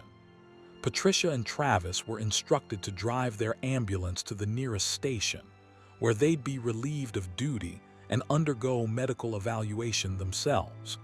They waited for 2 hours on that Nevada roadside. Other vehicles passed occasionally, normal traffic on a normal highway. Everything seemed mundane and real, except for the fact that they'd traveled 450 miles through a half-mile tunnel. When the Nevada ambulance arrived, the crew looked at Patricia and Travis with a mixture of concern and skepticism. They transferred Mr. Chen, who was confused but stable, and provided Patricia and Travis with coffee and blankets. The Nevada EMTs didn't believe the story Patricia could tell, but they were professional enough not to say so directly. Patricia and Travis drove to the Ely ambulance station, where they were met by supervisors from their Colorado company who had driven through the night to reach them. Patricia's ambulance was examined thoroughly. No damage except the cracked windshield and some scrapes on the passenger side from when she'd sideswiped the tunnel wall. The vehicle's GPS log showed them entering the Gunnison Tunnel at 12:30 a.m. and emerging onto Route 6 in Nevada at 12:47 a.m., 17 minutes to travel 450 miles. Both Patricia and Travis underwent drug and alcohol testing, both clean. They were evaluated by psychiatrists for shared delusion or psychotic break, both deemed psychologically sound. Their story never wavered, never changed in details, which mental health professionals said indicated they were either telling the truth or had experienced the same hallucination simultaneously, which was theoretically possible but extremely rare. Mr. Chen was interviewed after recovery in the Nevada hospital. He remembered entering a tunnel, feeling very cold, experiencing rough driving, and then arriving at a hospital in Nevada instead of Colorado. His memories matched Patricia and Travis's timeline. 3 people couldn't share the exact same delusion, the psychiatrists concluded, so either something genuinely anomalous had occurred, or there was a rational explanation no one had discovered yet. The rational explanation never materialized. The Gunnison Tunnel was inspected thoroughly, standard half-mile length, normal lighting, no abnormalities. Security cameras at both ends showed no ambulance entering or exiting that night. Other drivers who used the tunnel around the same time reported nothing unusual. Patricia and Travis were eventually cleared to return to duty, though both took extended leave. Travis quit after 2 months, unable to shake the fear that any tunnel might suddenly extend into impossible depths. Patricia returned to work, but requested day shifts only, avoiding any route that involved the Gunnison Tunnel. She still drives ambulances, but now in a different part of Colorado, routes that avoid mountain tunnels whenever possible. She keeps a copy of the GPS log from that night, the digital record showing an impossible journey, 17 minutes of data that proves she traveled 450 miles through a half-mile tunnel. And sometimes, late at night when sleep won't come, Patricia researches missing persons cases in Colorado. Specifically, she searches for women who disappeared near the Gunnison area, women who might have been patients in hospitals, women whose bodies were never found. She's found 3 cases over the past 50 years that match: women in hospital gowns, last seen near medical facilities, vanished without explanation. Patricia prints their photos and keeps them in a folder she doesn't show anyone. She studies their faces, wondering if one of them was the woman in the tunnel, or if that creature was something else entirely, just wearing the shape of someone who'd gotten lost in that impossible darkness decades ago. She'll never drive through the Gunnison Tunnel again. Will never volunteer to transport patients on that route. Because Patricia Vega knows something that physics and engineering say is impossible. There are tunnels that go deeper than they should, that connect places that shouldn't be connected, that lead to somewhere underneath our reality, where hungry things wait for travelers who take the wrong route. And she knows that somewhere, in the mountain between Gunnison and Grand Junction, there's a tunnel entrance that looks exactly like the one she's driven through 100 times.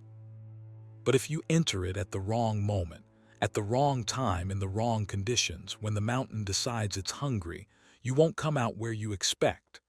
You'll come out 400 miles away, 17 minutes later, with no memory of how you traveled through solid earth at 1,600 miles per hour, if you come out at all. Story 7. The radio that played tomorrow. Vincent Torres had been driving taxi in Los Angeles for 9 years, working the graveyard shift because it paid better and the traffic was lighter. At 42 years old, he knew the city intimately. Every shortcut, every neighborhood, every street where trouble was likely to find you. On the night of August 6, 2019, Vincent picked up a fare at Lax that would introduce him to a version of Los Angeles that existed 24 hours in his future, broadcast through his taxi's radio by a DJ who shouldn't have been on the air. The passenger was a businessman, tired-looking, late 50s, with a rolling suitcase and a garment bag. He climbed into Vincent's taxi at Terminal 3, requesting a hotel in downtown LA. Simple fare, good money, straight shot down the 105 to the 110 north. Vincent merged into light traffic and settled in for the 30-minute drive. His radio was tuned to KCNX 103.7, a classic rock station he'd listened to for years. The late-night DJ was a guy who called himself Rick Riley, a smooth-voiced personality who'd been on the LA airwaves for at least a decade. Vincent had the volume low, just background noise, when Rick Riley's voice came through the speakers with the standard introduction. This is Rick Riley with you on this beautiful Thursday morning, August 8, 2019. It's 2:47 a.m. and we're keeping you company through the night here on KCNX 103.7. Vincent frowned. Thursday morning, August 8th. Today was Tuesday night. Well, technically Wednesday morning at 2:47 a.m., August 7th. The DJ had misspoken, got his dates wrong. It happened. Vincent didn't think much of it and continued driving, his passenger dozing in the back seat. Then Rick Riley said something that made Vincent turn up the volume. We're still getting reports about yesterday's accident on the 110. That tragic collision yesterday afternoon, Wednesday the 7th, claimed 5 lives and has the southbound lane still partially closed. If you're heading that direction, expect delays through the downtown area. Vincent felt a chill run down his spine. Yesterday's accident, but today was the 7th. The DJ was talking about an accident that had happened yesterday, the 7th, but claiming today was the 8th. Vincent checked his dashboard clock 2:48 a.m. August 7, 2019. His phone showed the same date. "Hey," Vincent called back to his passenger. "You hearing this? The DJ's got his dates all mixed up." The businessman stirred but didn't fully wake. What's that?" "Nothing, never mind." Vincent turned his attention back to the radio. Rick Riley was now giving weather. "We've got clear skies expected today, Thursday the 8th, high of 88 degrees. No repeat of yesterday's unexpected thunderstorm that caught everyone off guard Wednesday afternoon." Vincent had checked the weather before his shift. No thunderstorms were predicted for Wednesday. It was supposed to be clear all week. But the DJ was describing a storm that had supposedly happened yesterday. A yesterday that was actually today from Vincent's perspective. The music started, a Rolling Stones song that Vincent recognized. He tried to rationalize what he was hearing. Maybe the DJ had pre-recorded his segments and gotten the dates wrong. Maybe this was a replay from a different day. But why would they replay a broadcast from the future that referenced events that hadn't happened yet? Vincent changed stations, flipping through his presets. Every other station sounded normal, playing current music or running normal programming. But when he returned to KCNX 103.7, Rick Riley was back with news. Breaking news coming in at 2:52 a.m. this Thursday morning. "We're getting reports of a major fire in Koreatown. Multiple buildings involved on Vermont Avenue near 6th Street. Fire department responding with multiple units.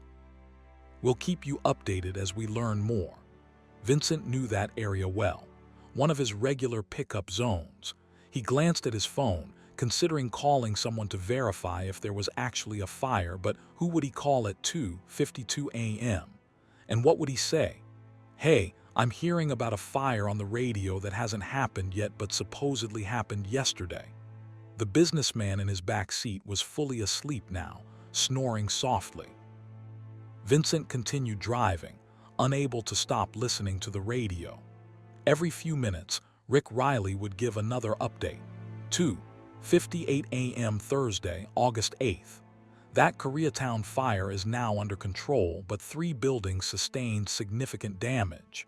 No casualties reported, which is fortunate given that it started around 3:00 p.m. yesterday afternoon during business hours.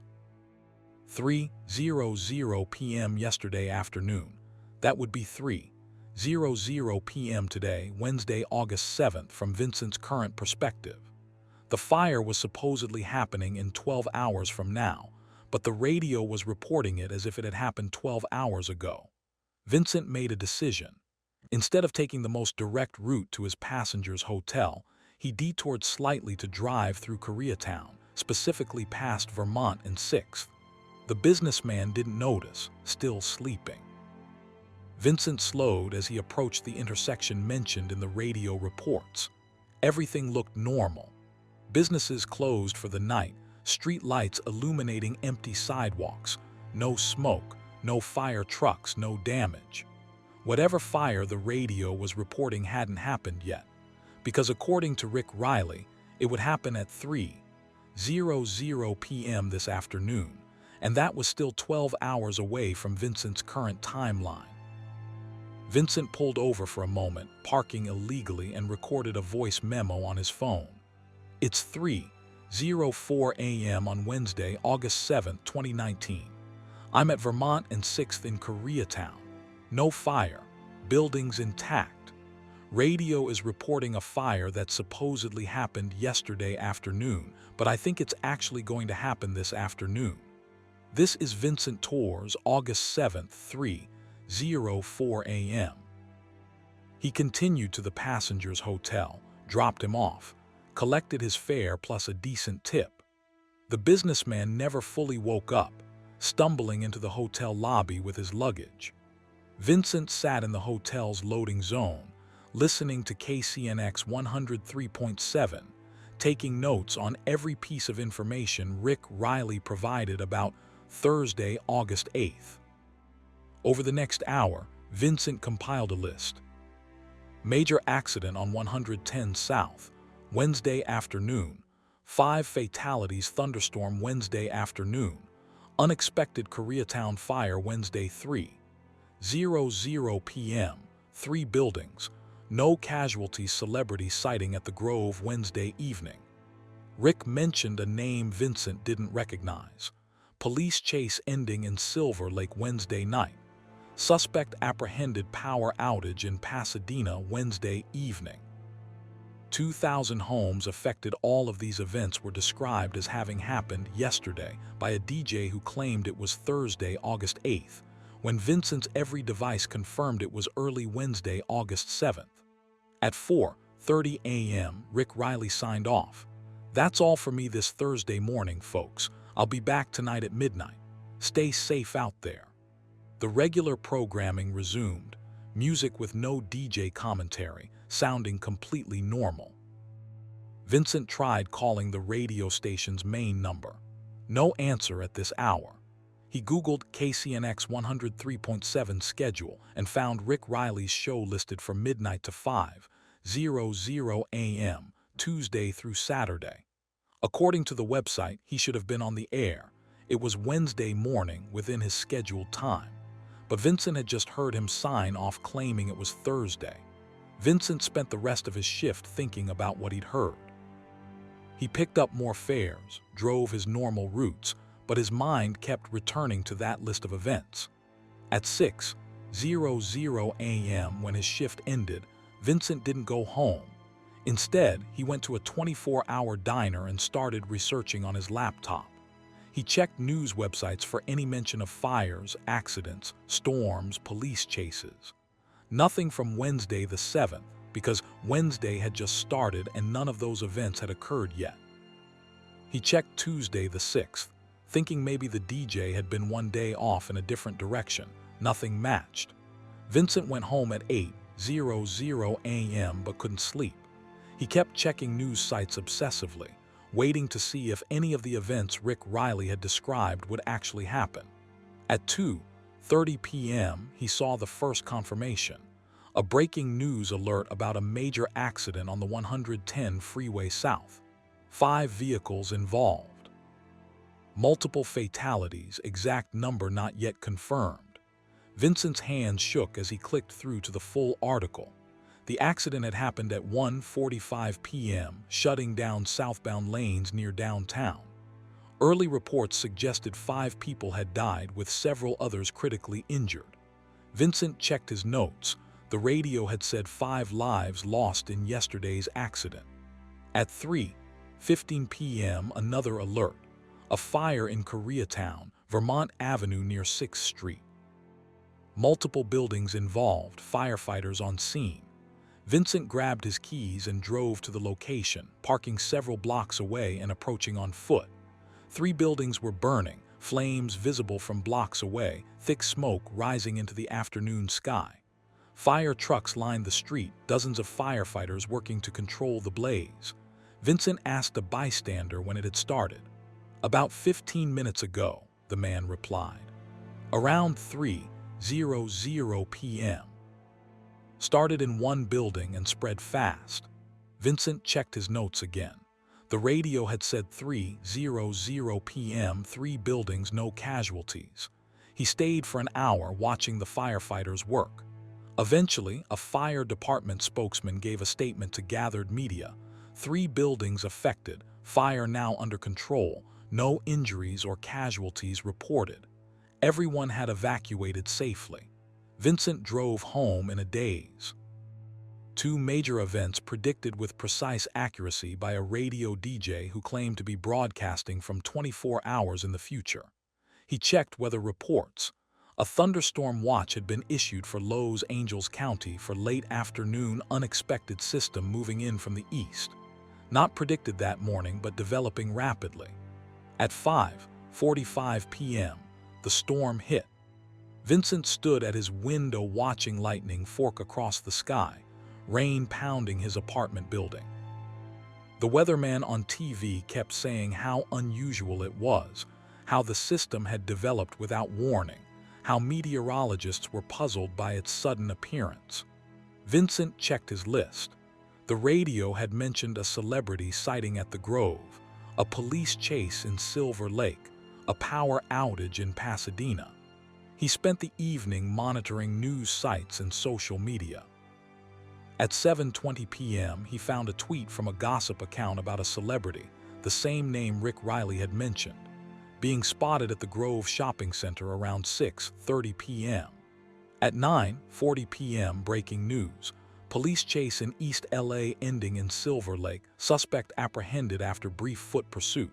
Local news showed footage of the arrest. At 10:15 p.m., his friend who lived in Pasadena texted him, "Power S out in my whole neighborhood. Super annoying." They're saying about 2,000 homes affected. Every single event on Vincent's list had occurred exactly as the radio broadcast had described.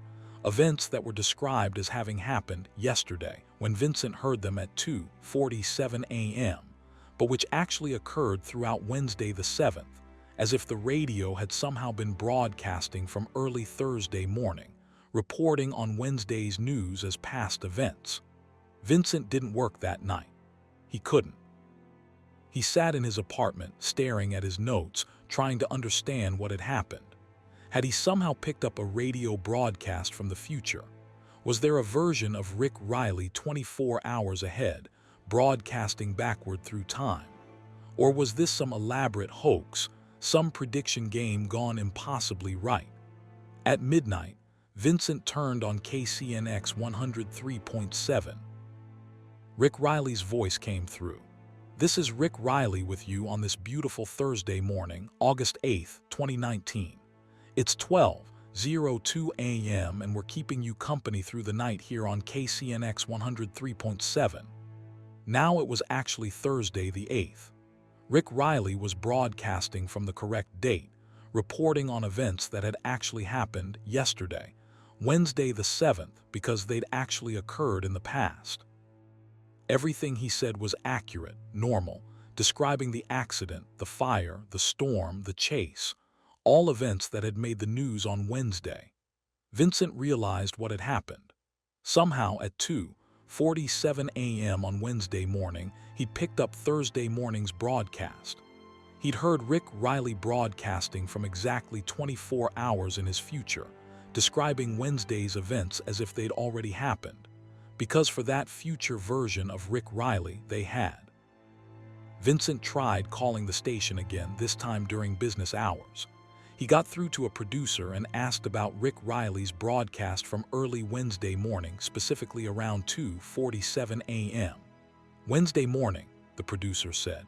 "Rick wasn't on Wednesday morning, he called in sick. We ran automated programming from midnight to 5 a.m. First time he's missed a show in 3 years. "That's impossible," Vincent said. "I heard him. I listened for over an hour." He was talking about Thursday, August 8th, reporting news from Wednesday the 7th. "Sir, I'm telling you, Rick was not on the air Wednesday morning. He had the flu, didn't even come near the station. If you heard him, it was a replay or some kind of technical glitch." Vincent hung up, his mind reeling. Rick Riley hadn't been on the air when Vincent heard him, but Vincent had definitely heard him broadcasting from Thursday morning while it was still Wednesday morning, reporting on events that hadn't happened yet, but which subsequently occurred exactly as described. Vincent searched for any scientific explanation. Time slips, radio waves bouncing through temporal anomalies, broadcast signals somehow traveling backward from the future. He found nothing credible, just conspiracy theories and pseudoscience. He kept that list of predictions, dated and time-stamped with his phone's voice memo. Proof that he'd documented these events before they occurred, that he'd heard about them hours in advance from a DJ who shouldn't have been on the air but who accurately described an entire day of Lowe's Angels news before any of it happened. Vincent never heard the future broadcast again. He listened to KCNX 103.7 during many subsequent shifts, always paying attention to Rick Riley's show, hoping to catch another glimpse of tomorrow's news. But every broadcast was normal, reporting on events that had already occurred, discussing the current date without error. He still drives taxi in Los Angeles, still works the graveyard shift. But Vincent keeps his radio on KCNX 103.7 more than any other station now, listening carefully to every word Rick Riley says, checking dates obsessively, waiting for that moment when the DJ's voice might slip again, might broadcast from a tomorrow that hasn't arrived yet, might give him another list of events that won't happen for another 24 hours. Because Vincent Tours knows something most people don't. Time isn't as linear as we think, and radio waves don't always travel only through space. Sometimes they travel through time as well, carrying messages from a future that hasn't happened yet but which will unfold exactly as predicted, hour by hour, event by event, in a city that exists in multiple timelines simultaneously. And somewhere in the electromagnetic spectrum, there's a version of Rick Riley broadcasting from tomorrow morning, describing today's events as yesterday's news, his voice reaching backward through time to anyone with the right receiver at the right moment, offering a preview of a future that's already written, already happening, just 24 hours ahead of the present moment. Vincent drives through Los Angeles every night, listening for that voice, hoping for and dreading another broadcast from tomorrow, wondering what he'd do with that information if he heard it again. Would he try to prevent the tragedies? Would he profit from the knowledge? Or would he just take notes again, documenting the impossible, collecting proof that reality has cracks in it where future and present can overlap? He doesn't know. But he keeps listening, night after night, waiting for Rick Riley to sign on with the wrong date again, waiting for that moment when the radio in his taxi becomes a window into tomorrow, broadcasting from a future that hasn't arrived yet but which will unfold exactly as predicted, inevitable and unchangeable, rushing toward the present like radio waves traveling backward through time. Story 8. The Exit That Led Home. Marcus Reed had been driving long-haul routes for 16 years, crisscrossing the country with cargo ranging from furniture to electronics. At 44 years old, he was efficient, professional, and perpetually exhausted from weeks on the road punctuated by brief stops at his apartment in Toledo, Ohio, a place that had never quite felt like home. On the night of May 2nd, 2018, Marcus was driving through Pennsylvania on I-80 East, heading back to Toledo after a delivery in New Jersey. An unmarked exit would take him to a version of home he'd lost 23 years earlier, before a single terrible decision had changed the entire course of his life. The night was clear and mild, traffic light for a Tuesday evening. Marcus had been driving for 6 hours straight, planning to stop at the next truck stop for fuel and a brief rest before continuing. His GPS showed another 40 minutes to the truck stop, then about 4 more hours to Toledo. Routine trip, nothing unusual, until he saw the exit sign illuminated in his headlights.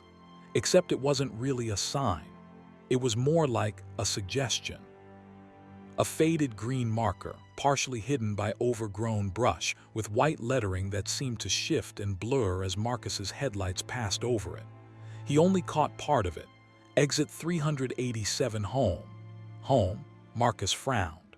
That wasn't a town name, wasn't a highway designation. Just home. He'd driven I-80 through Pennsylvania hundreds of times and had never seen this exit. But something about it pulled at him.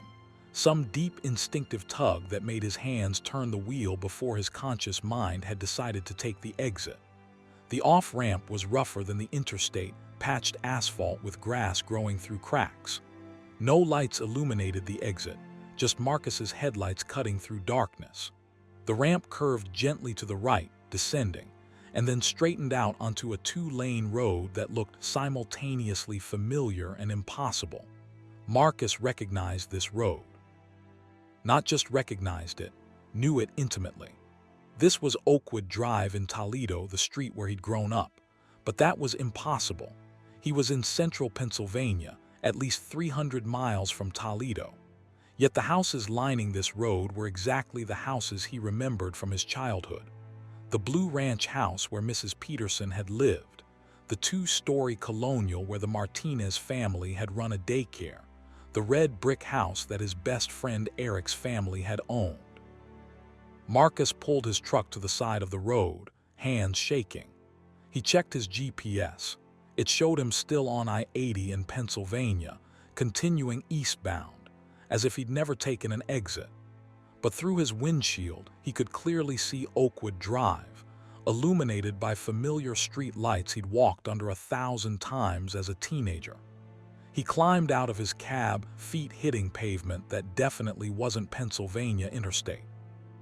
The air smelled like Toledo in spring, a specific scent of Lake Erie, industrial smokestacks, and blooming dogwood trees. Marcus walked forward slowly, passing houses that shouldn't exist 300 miles from where they'd been built. And then he saw it, his childhood home. Number 2847 Oakwood Drive, a modest split level with cream-colored siding and brown shutters.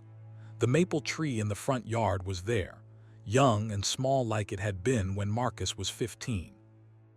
The family car was parked in the driveway, a 1995 Ford Taurus, the exact model his father had owned. Marcus felt tears on his face before he realized he was crying. This house, this version of the house, it was from 1998, before everything had fallen apart, before the night that had destroyed his family and sent his life spiraling into a completely different direction. The front door opened, and Marcus's breath caught in his throat. His mother stepped out onto the porch. Not his mother as she was now, 68 years old, gray-haired, worn down by decades of grief and regret. This was his mother as she'd been in 1998, 45 years old, dark hair with just a few strands of gray, wearing the blue cardigan she'd loved and which Marcus still remembered donating to Goodwill after her house had been foreclosed on in 2003. "Marcus," she called out, shading her eyes against the street light. "Marcus, is that you out there?" Marcus couldn't speak, couldn't move. His mother descended the porch steps and walked toward him, her expression changing from confusion to joy. "Marcus, oh my God, when did you get back? We weren't expecting you until tomorrow." She hugged him, and she was solid, real warm. She smelled like her perfume, the specific brand she'd worn in the 90s that had been discontinued years ago. "Mom," Marcus managed to choke out. I don't understand." "Don't understand what?" "Come inside, your father's watching the game, but he'll be thrilled to see you. And I think Sarah's still awake." Sarah, Marcus's sister. Sarah had died in 2002, overdose, another casualty of the family's collapse. But according to his mother, Sarah was upstairs, still alive, still 15 years old. Marcus let his mother lead him toward the house, his mind reeling. This wasn't possible. This was 2018. His mother lived in a retirement community. His father had died in 2011. Sarah had been gone for 16 years. Yet here they were, or here they had been in 1998, somehow accessible through an impossible exit off I-80 in Pennsylvania. The inside of the house hit Marcus like a physical blow. Everything was exactly as he remembered from his teenage years. The worn brown carpet, the entertainment center with the bulky television, the family photos on the walls, including his high school graduation picture from 1997, just 1 year before the night that would change everything. His father was in the living room, reclined in his chair, watching a Pirates game. He looked up as Marcus entered, and his face broke into a huge smile. "Marcus, didn't expect you until Wednesday. How was the trip?" "Trip?" Marcus repeated, confused. "From Penn State. Finals must be over, right? You're home for the summer." His father stood and hugged him, solid and alive and real. His father, who died of a heart attack 7 years ago in Marcus's timeline, was standing here embracing him. Marcus sat down heavily on the couch, trying to process what was happening. According to this version of reality, he was a 19-year-old college student home for the summer of 1998. But Marcus's actual memories told him he was 44 years old, It was 2018, and he'd never graduated from Penn State because he dropped out in his sophomore year after everything fell apart.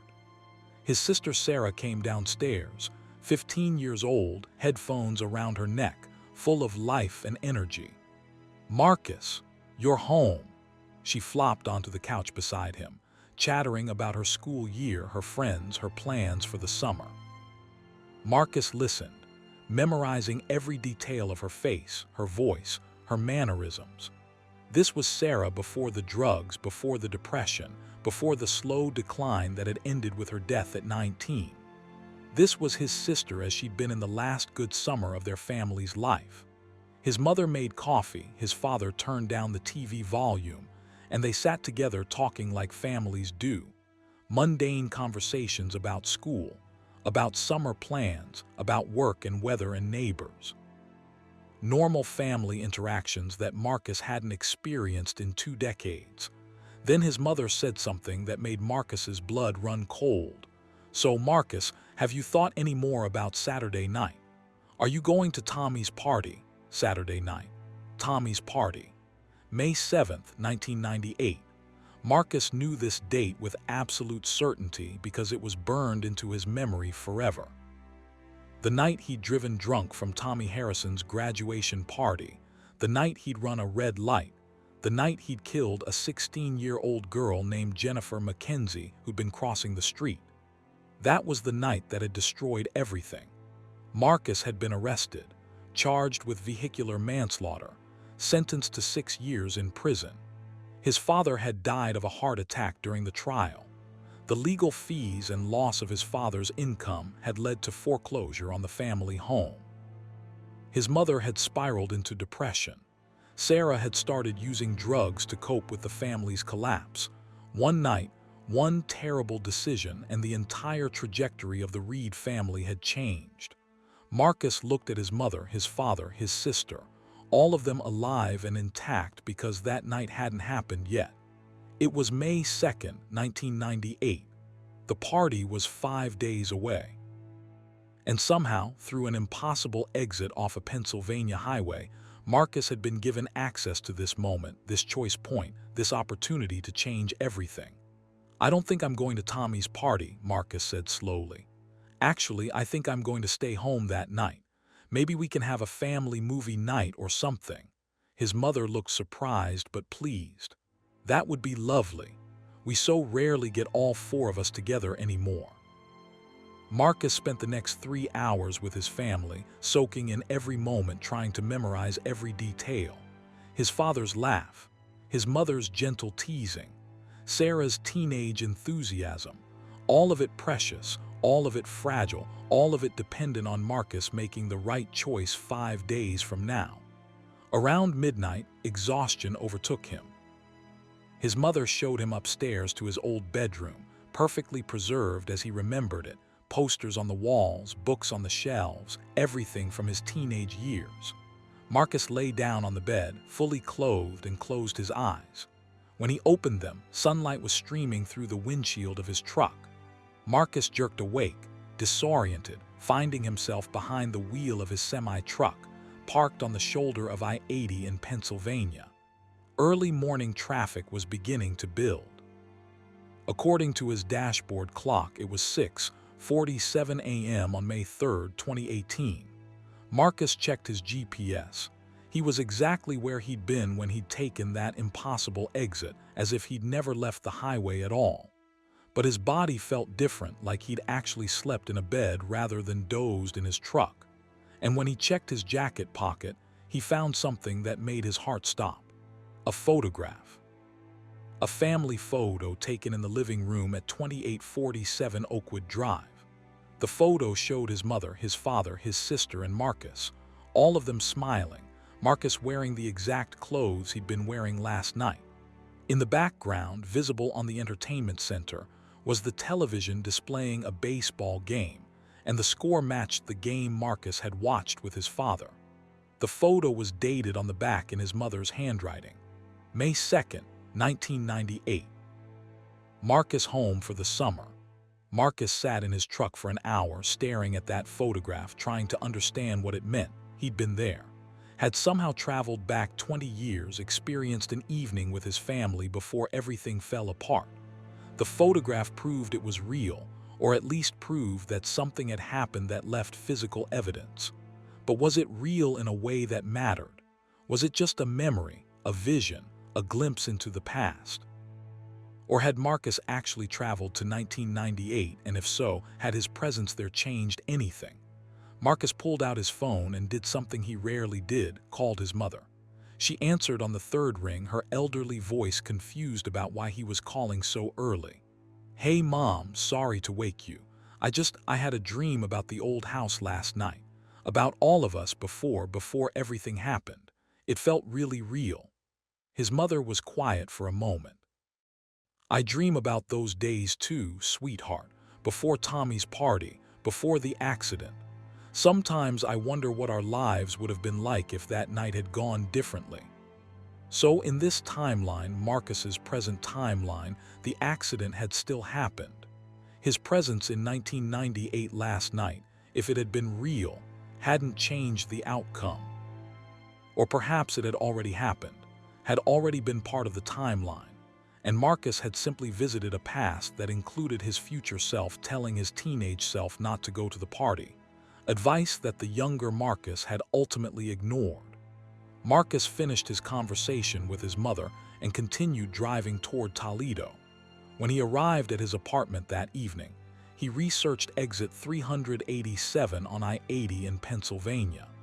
No such exit existed.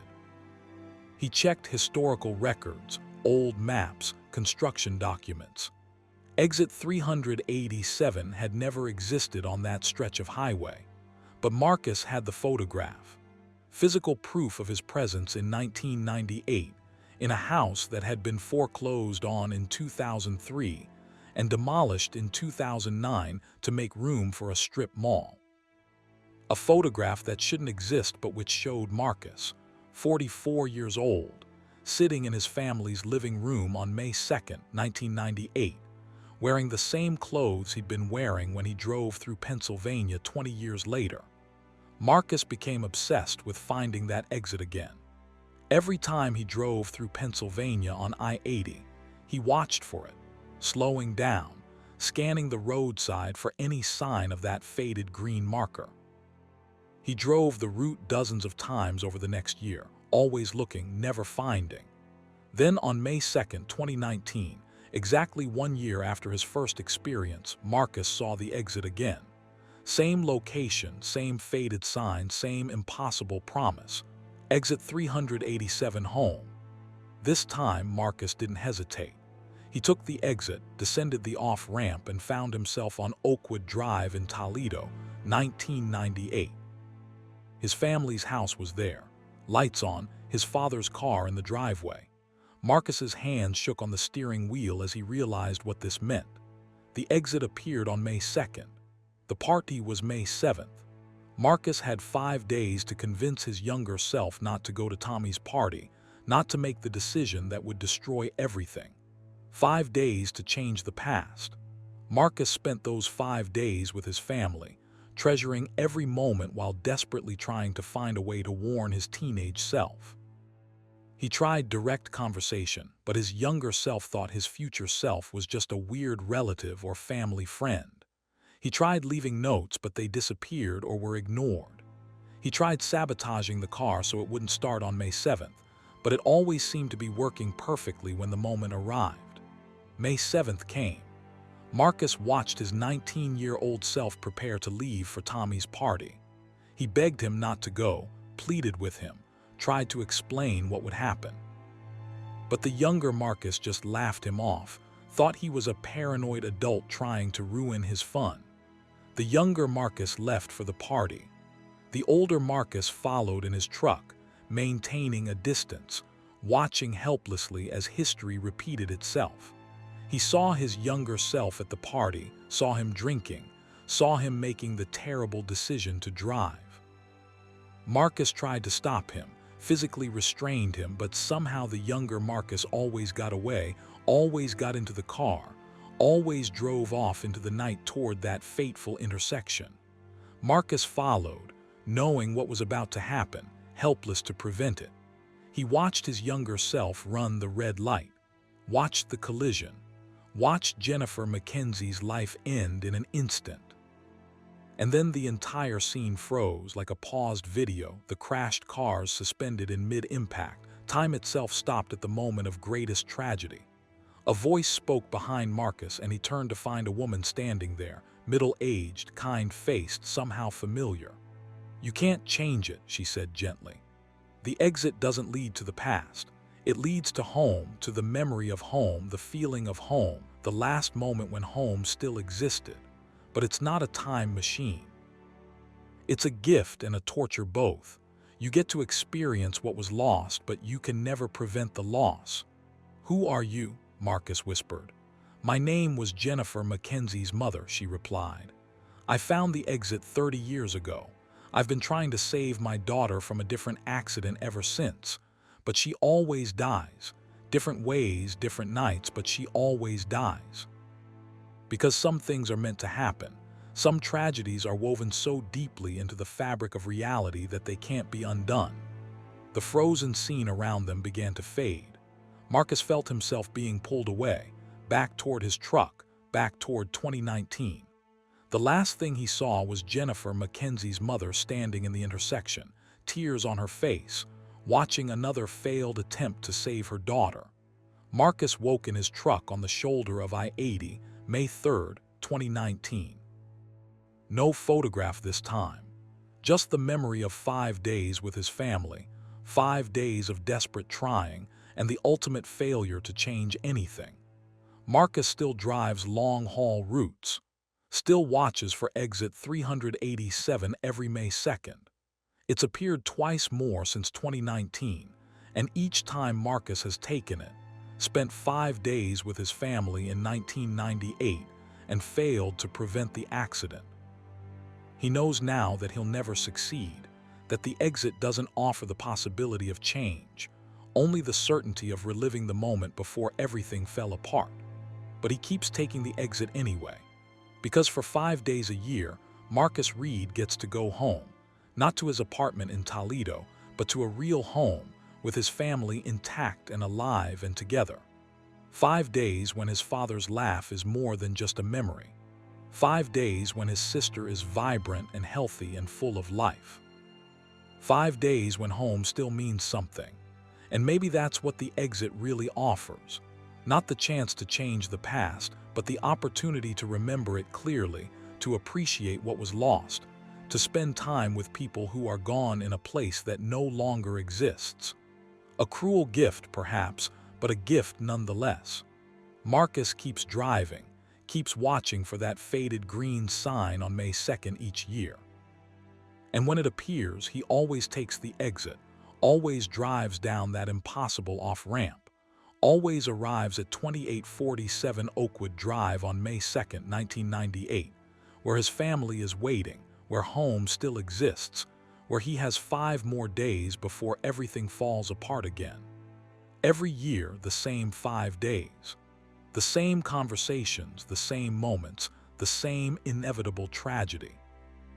But Marcus takes them anyway, because memory fades and details blur, and the exit lets him keep the past sharp and clear and real, even if he can't change it. That's what home means now. Not a place you can return to, but a memory you can visit. A moment frozen in time, accessible through an exit that shouldn't exist but appears once a year for those who have lost something they can never recover. Marcus Reed is one of those people, driving through Pennsylvania every May 2nd, watching for the exit sign that says home, knowing exactly where it leads and what it offers and what it costs.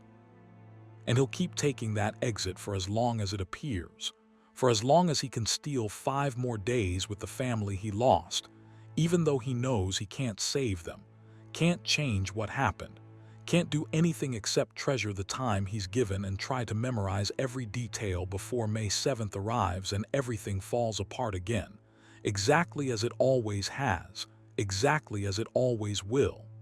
Story 9. The convoy that never existed.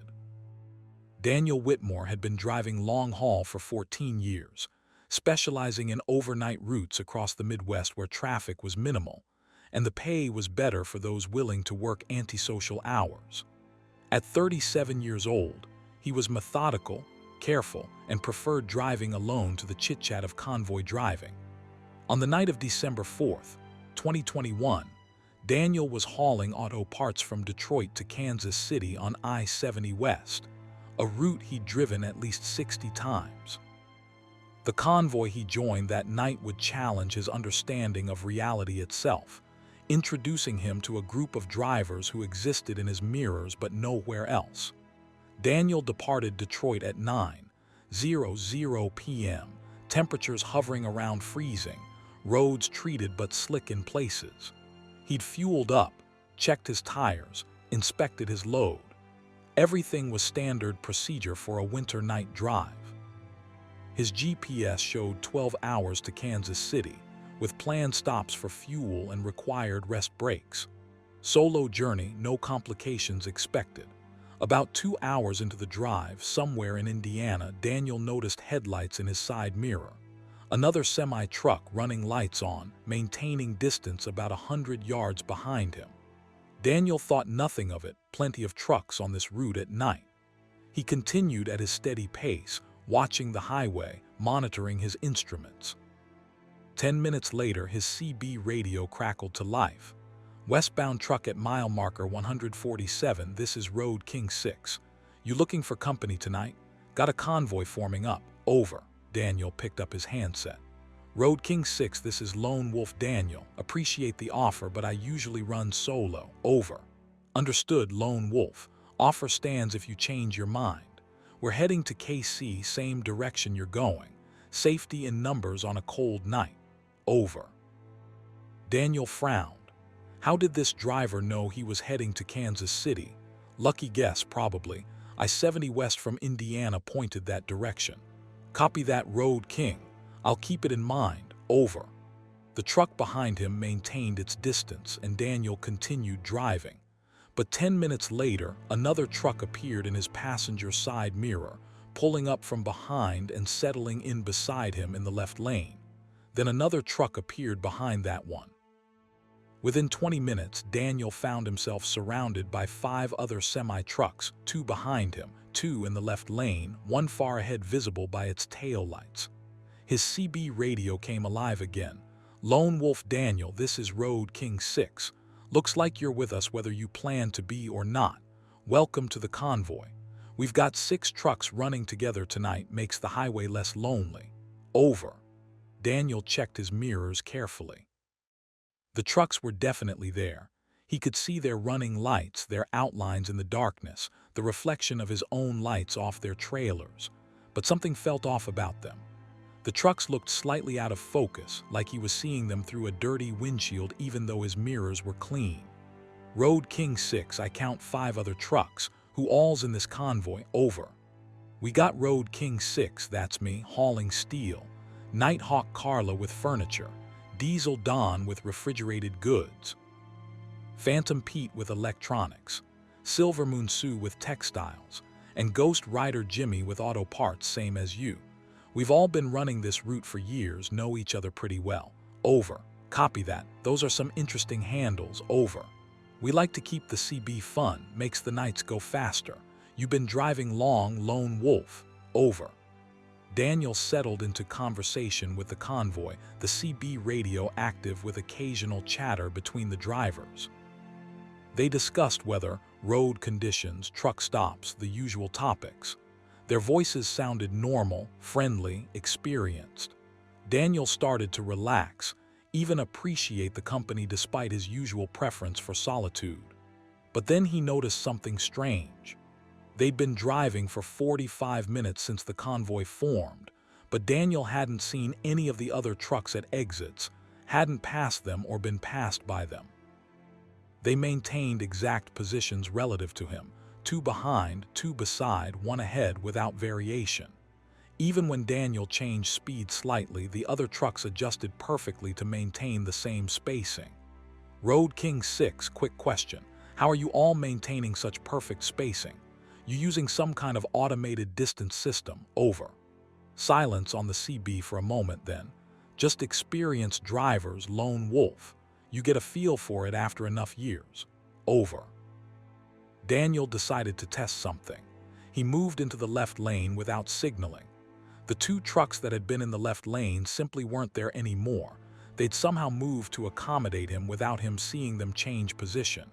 He checked his mirror and saw them now in the right lane in the positions he'd just vacated.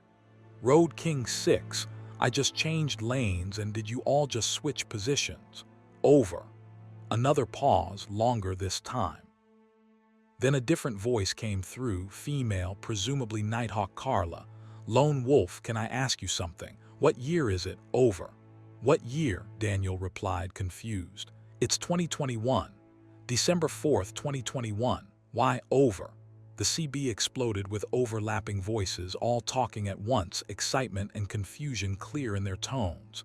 Daniel could only catch fragments. 2021, he said 2021. That's impossible, it was just. How many years has it been?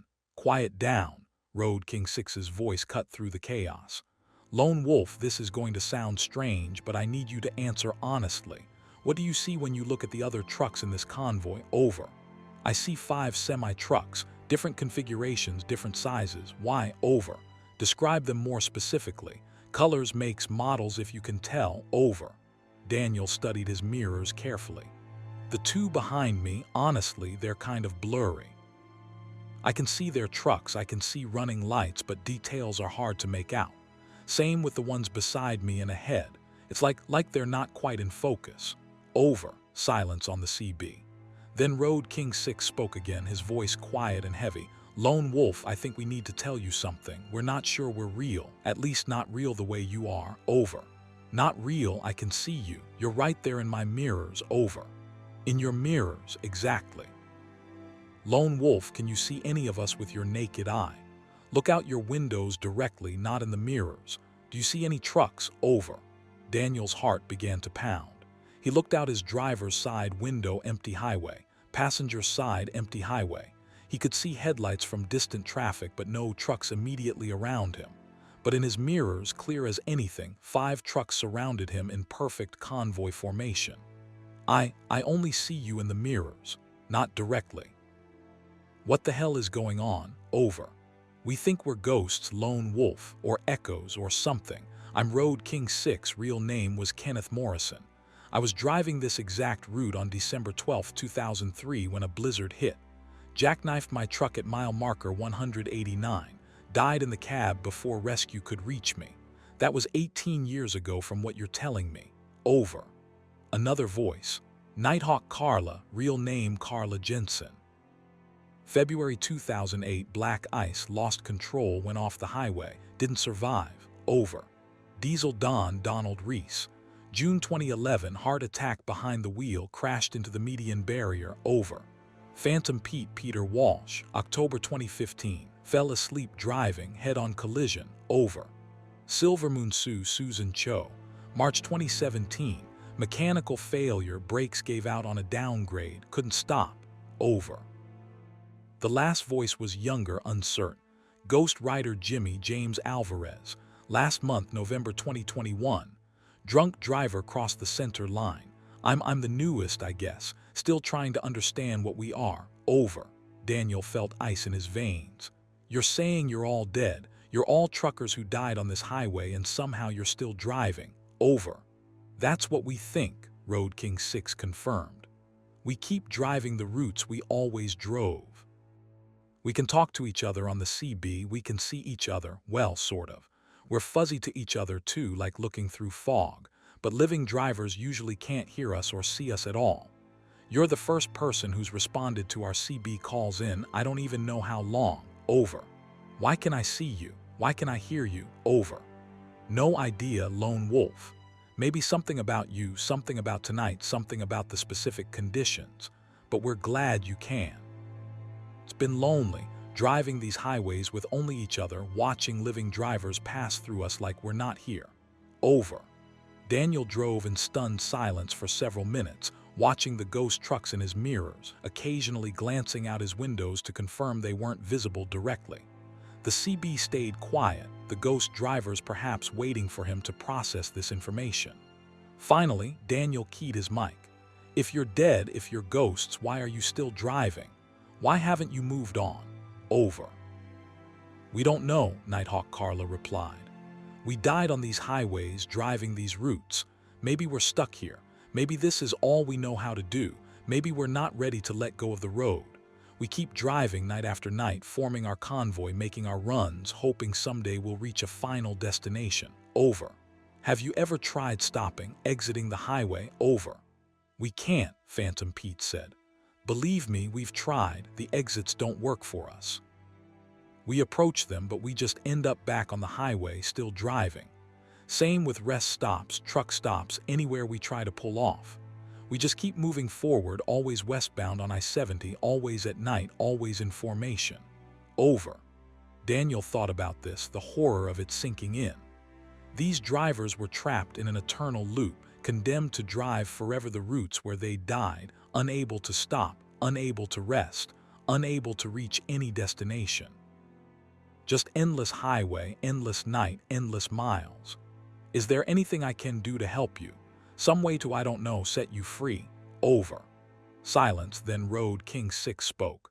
"Just knowing someone can hear us, can see us, can acknowledge we exist, that helps more than you know, Lone Wolf. We've been invisible for so long.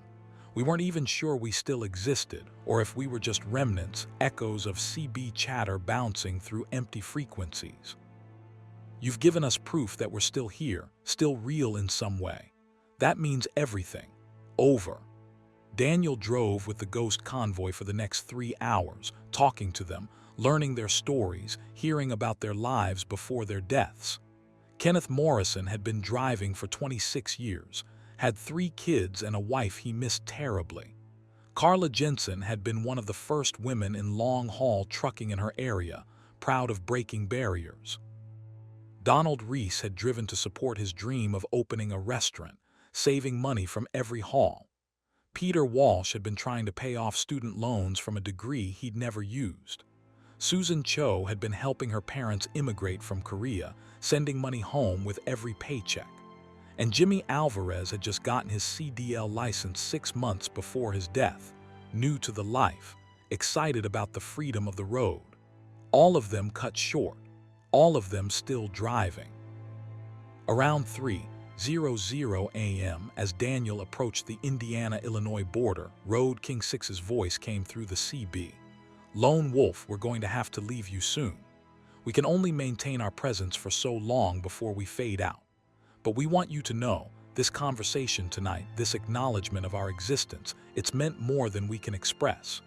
You've reminded us that we were real people, that our lives mattered, that we're not just forgotten accidents on forgotten highways. Over. Will I see you again, if I drive this route another night? Over. Maybe, if conditions are right, if the veil is thin enough, but don't go looking for us, Lone Wolf. Live your life, drive carefully, don't join our convoy permanently, we wouldn't wish this existence on anyone. Over." Daniel felt tears on his face. "I'll remember you, all of you. I'll remember your names, your stories. You won't be forgot. Over. Thank you, Lone Wolf Daniel. Drive safe. And if you ever tell anyone about us, tell them we're still out here, still moving freight, still doing the job we loved. Tell them the highway claims us in death like it claimed us in life. Tell them we're the convoy that never stops, the drivers who couldn't let go of the road. Over." One by one, the ghost trucks began to fade from Daniel's mirrors. First the one ahead, its tail lights dimming until they vanished. Then the ones beside him, dissolving like fog in sunlight. Finally, the 2 behind him, their headlights growing fainter and fainter until Daniel was alone on the highway, surrounded only by normal traffic, no ghost convoy in sight. His CB radio crackled one last time. 10-4 Lone Wolf. See you down the road. Over and out. Then silence. Just the hum of his engine, the rush of wind, the sound of tires on asphalt. Daniel drove the rest of the way to Kansas City alone, arriving just after dawn on schedule, with no explanation for the hours he'd spent in conversation with drivers who'd been dead for years. Daniel completed his delivery and drove back to Detroit, taking the same route, hoping to encounter the ghost convoy again. He never did. He's driven I-70 West hundreds of times since that night, always watching his mirrors, always listening to CB Channel 19, always hoping to hear Road King 6's voice calling out to form a convoy. But the ghost trucks never appeared again. Daniel tells their stories anyway to anyone who will listen. He keeps a list of their names in his truck: Kenneth Morrison, Carla Jensen, Donald Reese, Peter Walsh, Susan Cho, James Alvarez. Truckers who died on I-70, still driving in death, visible only in mirrors, audible only on CB radios, real enough to talk to but too insubstantial to save. And sometimes, late at night on empty highways, Daniel looks in his mirrors and sees shadows that might be trucks, reflections that might be running lights, movement that might be a convoy of ghost drivers still making their endless run across the Midwest. He never knows if they're really there or if his mind is creating them from memory and hope, but he always keys his CB and says, "This is Lone Wolf Daniel, westbound on I-70. If any convoy wants company tonight, I'm listening. Over." Most nights, only static answers him. But Daniel keeps calling out anyway, keeps watching his mirrors, keeps hoping that someday he'll see them again. Road King 6 and his crew of ghost truckers, still hauling freight through eternity, still forming their convoy, still existing in the space between life and death, where the highway never ends and drivers never reach their final destination. Because Daniel Whitmore knows what most people don't. The highway is haunted not by malevolent spirits, but by workers who love their job too much to let death take them off the road. They're still out there, still driving, still visible to those who know how to look in mirrors instead of windows, who know how to listen to CB Channel 19 for voices that shouldn't be there, who know that some convoys are eternal and some drivers will never clock out for their final rest. Story 10. The Detour Through Yesterday. Grace Sullivan had been driving for a medical courier service for 8 years, transporting time-sensitive materials, blood samples, organs for transplant, urgent medications, throughout the Pacific Northwest. At 32 years old, she was known for her reliability, her calm under pressure, and her perfect on-time delivery record. On the night of March 19, 2023, Grace was transporting blood products from Portland to Seattle, a 3-hour drive she'd made countless times. A mandatory detour would take her through a version of yesterday, where she'd encounter herself making the same drive 24 hours earlier, and where the rules of time would prove far more flexible than physics claimed possible. Grace departed Portland Medical Center at 11:00 p.m. with a cooler of blood products that needed to reach Seattle by 2:30 a.m. for a morning surgery. The weather was typical for March in Oregon: light rain, temperatures in the mid-40s, roads wet but manageable. Grace had checked traffic before leaving.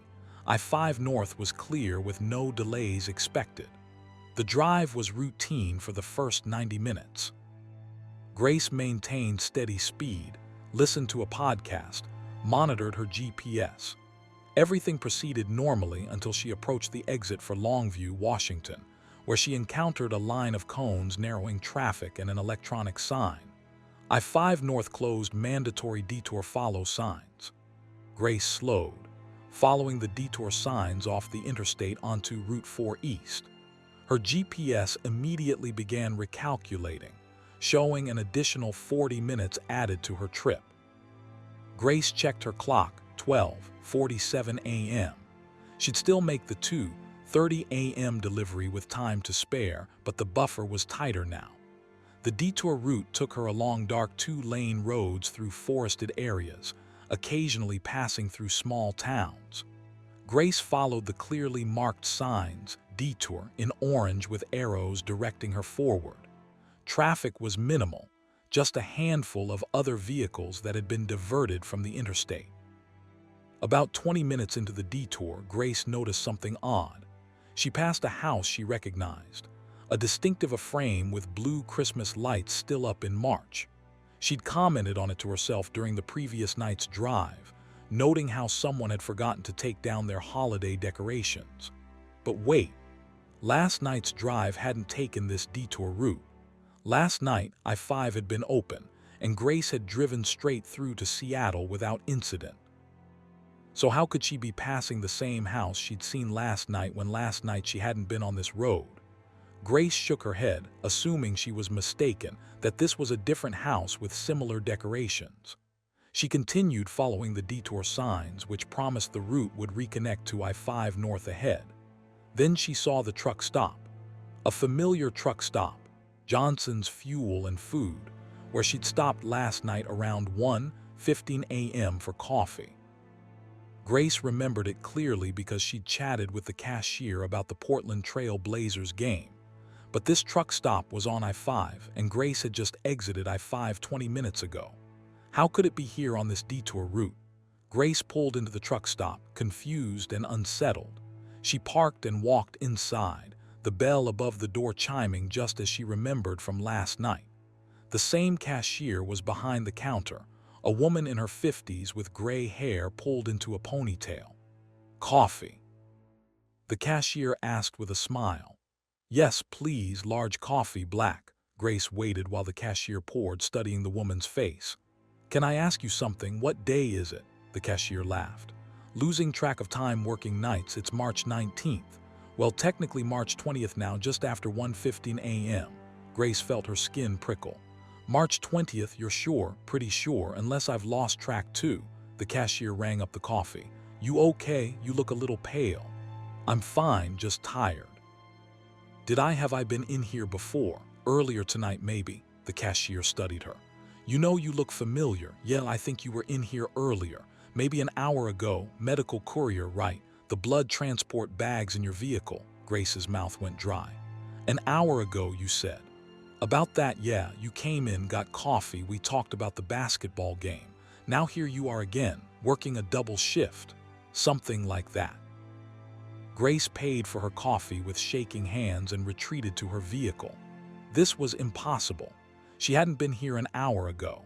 An hour ago, 12:15 a.m., she'd been on I-5 approaching Longview, about to encounter the detour. But this cashier clearly remembered serving her earlier, which meant what? That there was another Grace Sullivan, an earlier version who'd stopped here first. Grace checked her vehicle carefully, looking for any sign that she'd already made this stop. Her original coffee cup from Portland was still in the cup holder, half empty. She hadn't gotten coffee here earlier because she was just arriving now for the first time. But the cashier remembered serving her an hour ago, a version of her that Grace herself had no memory of being. Grace pulled up her phone and checked her delivery app. It showed her current trip from Portland to Seattle, departed at 11:00 p.m., still in progress. No record of a previous trip tonight. She checked her GPS history. It showed her leaving I-5 at the Longview detour, but nothing before that on this route earlier in the evening. Then Grace noticed something that made her blood run cold. Another medical courier vehicle was parked at the far end of the truck stop lot. Same company, same model van, same configuration. Grace walked toward it slowly, heart pounding, and saw the license plate, same as hers, exact match. She peered through the windows. Inside was a cooler identical to hers, medical transport bags visible through the transparent lid. And hanging from the rearview mirror was the same air freshener she had, the same photo of her dog clipped to the sun visor. This was her vehicle, but her vehicle was also parked 30 feet away, where she just left it. Grace was looking at a duplicate of her van, complete with her cargo, her belongings, her license plates. Grace heard a sound behind her and spun around. A woman was walking from the truck stop toward the duplicate van, coffee cup in hand, medical courier uniform visible under her jacket. The woman was Grace Sullivan, same face, same build, same everything. The other Grace hadn't seen her yet. She was checking her phone, distracted, moving toward the duplicate van with her keys in hand. Grace stood frozen, unable to move or speak, watching herself from 30 feet away. The other Grace climbed into the duplicate van, started the engine, and pulled out of the parking lot, heading back toward the detour route. She drove past where Grace was standing, and for one brief moment, the two versions of Grace Sullivan made eye contact through the van's window. Both women's eyes widened in identical expressions of shock and fear. Then the duplicate van was passed, accelerating away, taillights disappearing into the darkness. Grace ran back to her own van and sat behind the wheel, breathing hard, trying to process what had just happened. She'd seen herself from an hour earlier, making the same stop, buying the same coffee, driving the same route. But Grace's memories were of only just arriving here, not of being here an hour ago. Unless the detour hadn't just diverted her through space, but through time as well. What if she'd somehow traveled back to 12:15 a.m., an hour into her own past, to a point where another version of herself was also making this delivery? Grace checked her dashboard clock, 1:22 a.m. She checked her phone, 1:22 a.m., March 20th. But if she was really in her own past, if this was actually 12:15 a.m. from an hour ago, why did all her devices show the later time? Grace decided to continue the detour route, following the signs, hoping to reach I-5 and complete her delivery. She drove for another 15 minutes, passing through dark forest, occasionally seeing detour signs promising the interstate was ahead. Then she saw her own van again. Not parked this time, but driving ahead of her on the same road, maintaining a steady speed. Grace could see it clearly in her headlights. Same vehicle, same license plate, same medical courier logo. The other Grace, the earlier version, was driving ahead of her on this impossible detour route. Grace slowed down, maintaining distance, watching her other self drive. Should she try to catch up, try to make contact, or keep her distance and observe? Before she could decide, the road ahead began to shimmer. Not like heat waves, but like reality itself was rippling, distorting. The van ahead of her, the other Grace, drove into the shimmer and vanished instantly, as if driving through a curtain that led to somewhere else. Grace approached the shimmer carefully. Up close, she could see it was some kind of barrier or transition point, a place where the air itself looked different, thicker, more substantial. Beyond it, the road appeared to continue normally. Grace took a breath and drove through the shimmer. For just a moment, she felt a sensation of movement, of displacement, like being on an elevator that suddenly dropped. Then she was through, and the road ahead looked normal again. Her dashboard clock jumped forward, 1:47 a.m. Grace checked her phone, same time, 1:47 a.m. She'd lost almost 10 minutes, or gained them, or something. The clock had been 1:35 a.m. just before she drove through the shimmer. Ahead, she saw lights, interstate lights. A sign confirmed, I-5 north 1 mile. The detour was ending. Grace followed the ramp and merged back onto I-5, finding herself in normal late-night traffic, everything looking exactly as it should. She drove the remaining distance to Seattle without incident, arriving at the hospital at 2:19 a.m., 11 minutes ahead of schedule. Grace delivered her cargo, signed the paperwork, chatted briefly with the receiving nurse about the detour that had added time to her trip. Detour.